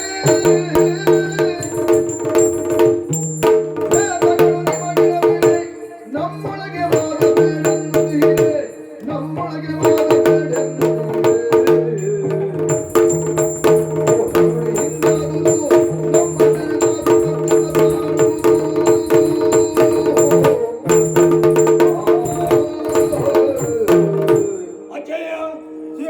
ಈಗ ಬಹಳ ಸಂತೋಷವಾಯ್ತು. ಈ ಮೊಮ್ಮಗನ ನಿಲುವಿನಲ್ಲಿ ದೃಢತೆ ಇದೆ ಎನ್ನುವಂತಹ ಅಭಿಮಾನ ನಿಮಗೆ ಬಂದಿದೆ ಅಂತ ನಾನು ತಿಳ್ಕೊಳ್ತಾ ಇದ್ದೇನೆ. ನೀವು ಹೇಳಿದಿರಲ್ಲ ಭೇದ ಇಲ್ಲ ಎನ್ನುವುದಾಗಿ ಇಲ್ಲ ಅಂತ ಬಹಳ ಸಂತೋಷ. ಯಾಕೆ?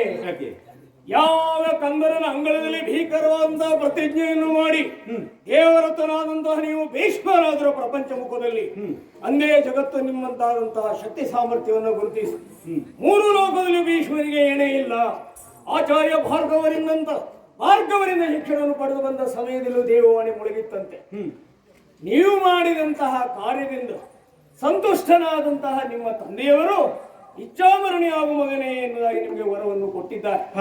ಎಲ್ಲಿಯವರೆಗೆ ಸಿಂಹಾಸನ ಸುಭದ್ರವಾಗಿರುತ್ತದೆಯೋ, ಸಿಂಹಾಸನದ ಸಂರಕ್ಷಕನಾಗಿ, ಸಿಂಹಾಸನದ ಸೇನಾಪತಿಯಾಗಿ, ಅಂದರೆ ಹಸ್ತಿನಾವತಿಯನ್ನ ಪತಿ ಅಂದರೆ ಪಾಲಿಸುವವನು, ಸಂರಕ್ಷಿಸುವವನು ಎಂಬ ಅರ್ಥದಲ್ಲಿ ಇಲ್ಲಿಯವರೆಗೆ ನಮ್ಮ ಅಖಂಡವಾದ ಭಾರತ ವರ್ಷದಲ್ಲಿ ಯಾವ ನ್ಯೂನತೆಯೂ ನಮ್ಮ ಹಸ್ತಿನಾವತಿಯ ಚಕ್ರವರ್ತಿತ್ವ ಪೀಠಕ್ಕೆ ಧಕ್ಕೆಯಾಗದ ಹಾಗೆ ನೋಡಿಕೊಂಡವರು ಬಂದವರು. ಅಲ್ಲಿಂದ ಈ ಪೀಠಕ್ಕೆ ಸೇನಾಪತಿಯಾಗಿ ನಿಯೋಜಿತರಾದಂತಹ ನೀವು ಈಗ ವಿಮುಖರಾದರು ಅಂತ ನಾನು ಯೋಚನೆ ಮಾಡ್ತಾ ಇಲ್ಲ ಅಂತಾಯ್ತು. ಉಭಯರಲ್ಲಿ ಭೇದ ಇಲ್ಲ ಅಂತಾದರೆ ನನ್ನ ಆತ್ಮೀಯವಾದಂತಹ ನಿವೇದನೆ ತಮ್ಮಲ್ಲಿ ಈಗಾಗಲೇ ನಮ್ಮ ಪ್ರಮುಖರೆಲ್ಲರನ್ನು ಸೇರಿಸಿ ನಿರ್ಧಾರವನ್ನ ಮಾಡಿದ್ದು, ಆ ನಿರ್ಧಾರವನ್ನು ನಿಮ್ಮಲ್ಲಿ ಅರಿಯುವುದಕ್ಕಾಗಿ ಬಂದವನು ನಾನು. ನಮ್ಮ 11 ಅಕ್ಷೋಹಿಣಿ ಸೇನೆಯನ್ನ ಸೇರಿಕೊಂಡು ಅಲ್ಲಿರುವಂತಹ ಎಲ್ಲ ಪ್ರಮುಖರಲ್ಲಿ ನಾನು ಚರ್ಚಿಸಿ, ವಿಮರ್ಶಿಸಿ, ಆಲೋಚಿಸಿ ಪೂರಕ ಸಾಧಕಗಳ ಎಲ್ಲವನ್ನು ನಿರ್ಧರಿಸಿದ ಮೇಲೆ ಯಾರು ನಮ್ಮ ಬಲಿಷ್ಠವಾದಂತಹ ಸೇನೆಗೆ ಅಧಿಪರು ಎಲ್ಲ ನಮ್ಮವರು ಹೇಳಿದರು. ಗಂಗಾಪುತ್ರರಾದಂತಹ ದೇವರಥ ನಾಮಕ ಭೀಷ್ಮ ನಮ್ಮ ಸೇನೆಗೆ ಸಮರ್ಥರಾದರು. ಶ್ರೀಕೃಷ್ಣನ ಮಾಯೆಯನ್ನ ನಿಯಂತ್ರಿಸಿ ಕೌರವ ಸೇನೆಯನ್ನು ಜಯದ ವಿಮುಖವಾಗಿ ತೆಗೆದುಕೊಂಡು ಹೋಗಬಹುದಾದಂತಹ ಆ ಸಾಮರ್ಥ್ಯ ವಿಶೇಷತೆ ಗಂಗಾಪುತ್ರನಲ್ಲಿದೆ ಅಂತ ಅದನ್ನ ತಿಳಿದು ಸಂತೋಷದಿಂದ ನಿಮಗೆ ಹೇಳಿ, ನಮ್ಮ ಗುರು ಬಲಕ್ಕೆ ಸೇನಾಪತಿಗಳಾಗಿ ನಮಗೆ ಜಯವನ್ನು ತಂದು ಕೊಡಬೇಕೆನ್ನುವುದಾಗಿ ಶ್ರೇಷ್ಠ ಪಾರಪದ್ಮಗಳಲ್ಲಿ ನಿಮ್ಮ ಮೊಮ್ಮಗನಾಗಿ ವಿನಯದಿಂದ ಕೇಳಿಕೊಳ್ತಾ ಇದ್ದೇನೆ. ಅಜಯ, ನಮ್ಮ ಸೇನಾಪತಿಗಳು. ನೀನು ಅಜ್ಜನ ಗುಣಗಾನ ಮಾಡಿದ್ದಿ. ಆದರೆ ನನಗೆ ಇನ್ನು ಈ ಭೀಷ್ಮನೋರ್ವ ಪರಾಕ್ರಮಿಯನ್ನು ಉದ್ಘಾಟಿಸಿಕೊಳ್ಳಬೇಕಾದ ಯಾವುದೇ ಅವಶ್ಯಕತೆಯಾಗಲಿ ಆ ಒಂದು ಆಸೆಯಾಗಲಿ ಇಲ್ಲ. ಅದೂ ಅಲ್ಲದೆ ಇನ್ನೊಮ್ಮೆ ಭೀಷ್ಮ ವಿಜಯ ಮಾಡುವಂತಹ ತ್ರಾಣವೂ ನನ್ನಲ್ಲಿಲ್ಲ. ಆದರೆ ಏನು ಮಾಡುವುದು, ನಾನು ಒಳ್ಳೆಯದನ್ನು ಹೇಳಿ ನಿನ್ನನ್ನು ಒಪ್ಪಿಸಲು ಬಯಸಿದೆ. ಕೊನೆಗೆ ನೀನಾಗಲೇ ಹೇಳಿದ ಹಾಗೆ ನಾನು ಇಲ್ಲಿ ಕುರು ಸೇನಾಪತಿ ಆಗಿ ಇದ್ದವನೇ. ನನಗೆ ಹೊಸದಾಗಿ ಸೇನಾಧಿಪತಿತ್ವವನ್ನು ಇನ್ನು ಕೊಡಬೇಕಾದ ಅಗತ್ಯ ಇರಲಿಲ್ಲ. ಹಾಗಾಗಿ ಆ ಸೇನಾಧಿಪತಿತ್ವವನ್ನು ನಾನು ಒಪ್ಪುವುದಿಲ್ಲ ಅಂತ ನೀವು ಭಾವಿಸಲು ನಮ್ಮಲ್ಲಿ ಹಿತವಚನ ಮಾಡಬಾರದು ಅಂತ ಹಿತವಚನವನ್ನು ಹೇಳಿದ್ದೇವೆ. ಒಂದಾರು ವೇಳೆ ಯುದ್ಧ ನಡೀತದೆ ಅಂತಾದ್ರೆ ಮುಂದೆ ಸಂಘಟಿಸಬಹುದಾದಂತಹ ಈ ಕುರುಕ್ಷೇತ್ರದ ಮಹಾ ಸಮರದಲ್ಲಿ ನಾನು ಬರ್ತೇನೆ. ಹೋಗು ಮಗನೇ ಸೇನಾಪತಿ. ಸಂತೋಷನಾದೆ. ನಾಳೆ ಸೂರ್ಯೋದಯಕ್ಕೆ ತಮ್ಮ ನಿರೀಕ್ಷೆಯಲ್ಲಿ ಇರ್ತೇನೆ.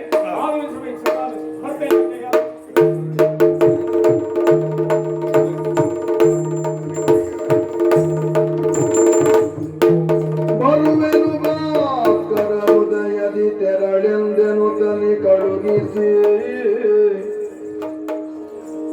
ತೆರಳೆಂದೆನು ತನಿ ಕಳುಗಿಸಿ ಜನತನ ಗಂಗಾತರಣವು ತನ್ನ ಮನದೊಳ್ಕೊರಗುತ್ತ ಮೂರ್ಖರ ಬೋಧನೆಯಂತುಟ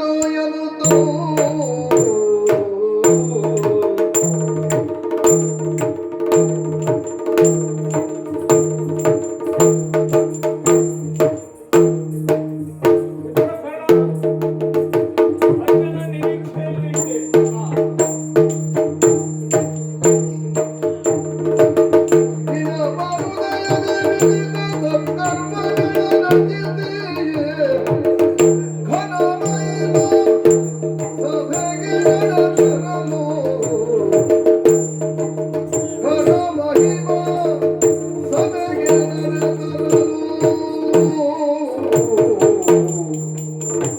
ಬಹಳ ಸಂತೋಷವಾಯಿತು ಅಜಯ್ಯ.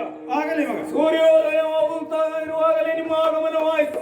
ಪರಮ ಪವಿತ್ರವಾದಂತಹ ಸುವಾಸ ನೆರೆದರಾಯರ ನಡುವೆ ಮಂಗಲೋತ್ಸವವೇ.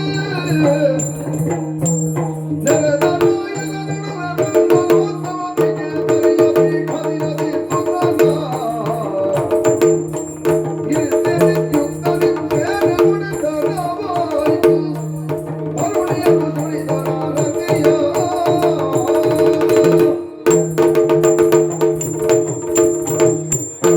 ಸಕಾಲದಲ್ಲಿ ನಮ್ಮ ಅಜ್ಜಯ್ಯನ ಆಗಮನವಾಗಿದೆ.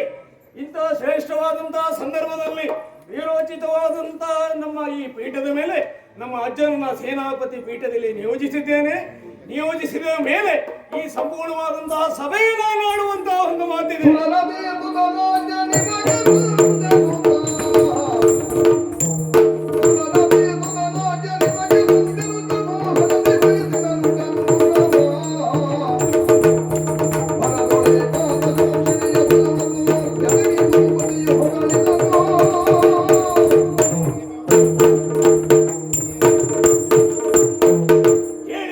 ಕೇಳಿ ಸೇರಿರುವಂತಹ ನಮ್ಮ 11 ಕ್ಷೋಹಿಣಿ ಸೇನೆ ಎಲ್ಲವರು ನಿಮ್ಮ ರಾಜನಾದಂತಹ ಸುಯೋಧನ ನಾಡುವಂತಹ ಮಾತುಗಳನ್ನು ಕೇಳಬೇಕು.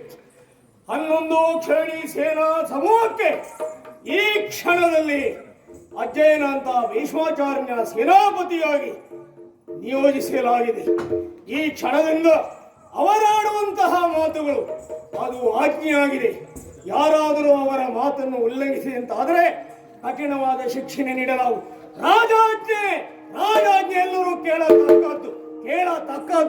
ಜಗಳ ಕಲೆಗಳನ್ನು ನಿಂತುತ್ತವನು ತಗಲಿದ.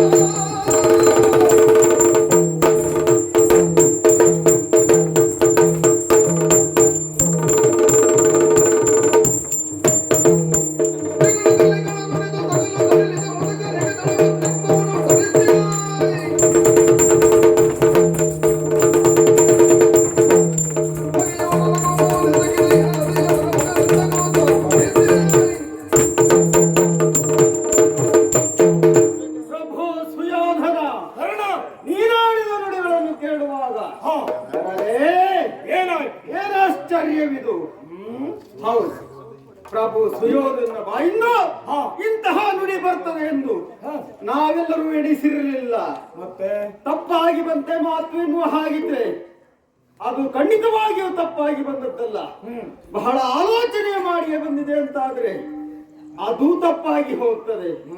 ಯಾಕೆ ಗೊತ್ತುಂಟು? ಯಾಕೋ 11 ಅಕ್ಷೋಹಿಣಿ ಸೇನೆ ನಮ್ಮದ್ದು ಅಲ್ಲವಾ? ಪಾಂಡವರ ಸೇನೆ 7 ಅಕ್ಷೋಹಿಣಿ. ಅಲ್ಲಿ ಯಾರಿಗೆ ಪಟ್ಟ ಕಟ್ಟಿದ್ದಾರೆ? ಯಾರಿಗೆ? ಯುವಕರಿಗೆ ಪಟ್ಟ ಕಟ್ಟಿದ್ದಾರೆ. ಯುವಕರಾದಂತಹ ದುಷ್ಟದಮನಿಗೆ ಪಟ್ಟವನ್ನು ಕಟ್ಟಿಸಿ ಸೇನೆಯ ಮುಖ್ಯಸ್ಥರಾಗಿ ಮಾಡಿಸಿ ಅವರಿಗೆ ಯುದ್ಧ ಸನ್ನದ್ಧತೆಯಲ್ಲಿ ಮುಖಂಡತ್ವವನ್ನು ನೀಡುವುದರ ಮುಖೇನವಾಗಿ ಯುವಕರೆಲ್ಲರೂ ಮುಂದೆ ಬರಲಿ, ಅವರು ಏಳಿಗೆಯನ್ನು ಕಾಣಲಿ ಎನ್ನುವ ತೆರನಾಗಿ ಕಾರ್ಯವನ್ನು ನಿರ್ವಹಿಸುತ್ತಿದ್ದಾರೆ. ಕಂಡೆಯ ಆ ಅಂಬುದಿಯಲ್ಲಿ ಪಾಂಡವರ ಪಾಳೆಯದಲ್ಲಿ ಎಂತಹ ಉತ್ಸಾಹ ಉಂಟು. ಹಾಗಿದ್ರೆ ಇಂದು ನೀನಾಡಿದಂತಹ ನುಡಿ ನಮ್ಮೆಲ್ಲರ ಉತ್ಸಾಹಕ್ಕೆ ತಣ್ಣೀರನ್ನು ಎರಚಿದಂತಾಯ್ತು. ಯಾಕೆ ಗೊತ್ತುಂಟ? ಯಾಕೋ ಈ ಹೊತ್ತು ಭೀಷ್ಮರಿಗೆ ಸೇನಾಧಿಪತ್ಯ ಎನ್ನುವ ಹಾಗೆ ಮಾತನಾಡಿದೆಯಲ್ಲ, ಇದು ನಮಗೆ ತಣ್ಣೀರು ಎರಚಿದ ಹಾಗೆ. ಹೌದು, ಯಾಕೆ? ಯುದ್ಧ ಸನ್ನದ ಎಂತ ಎಂದರೆ ಹೇಗಿರಬೇಕು?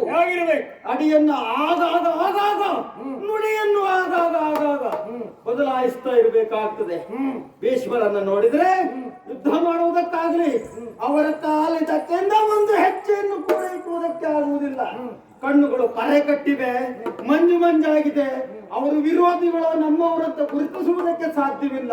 ಚರ್ಮ ಎಳೆದರೆ ಮಾರುತ್ತಾ ಬರ್ತದೆ. ಹೆಳವನ ತರದಲ್ಲಿ ಓಡಾಡುವಂತಹ ಭೀಷ್ಮರು ಬಾಣವನ್ನು ಕೂಡ ಸರಿಯಾದ ಕ್ರಮದಲ್ಲಿ ಉಪಯೋಗಿಸಲಾರರು. ಅಂತಹ ಭೀಷ್ಮರಿಗೆ ಇಂದು ಪಟ್ಟ ಅಂತಾದ್ರೆ ನಾವಿದನ್ನು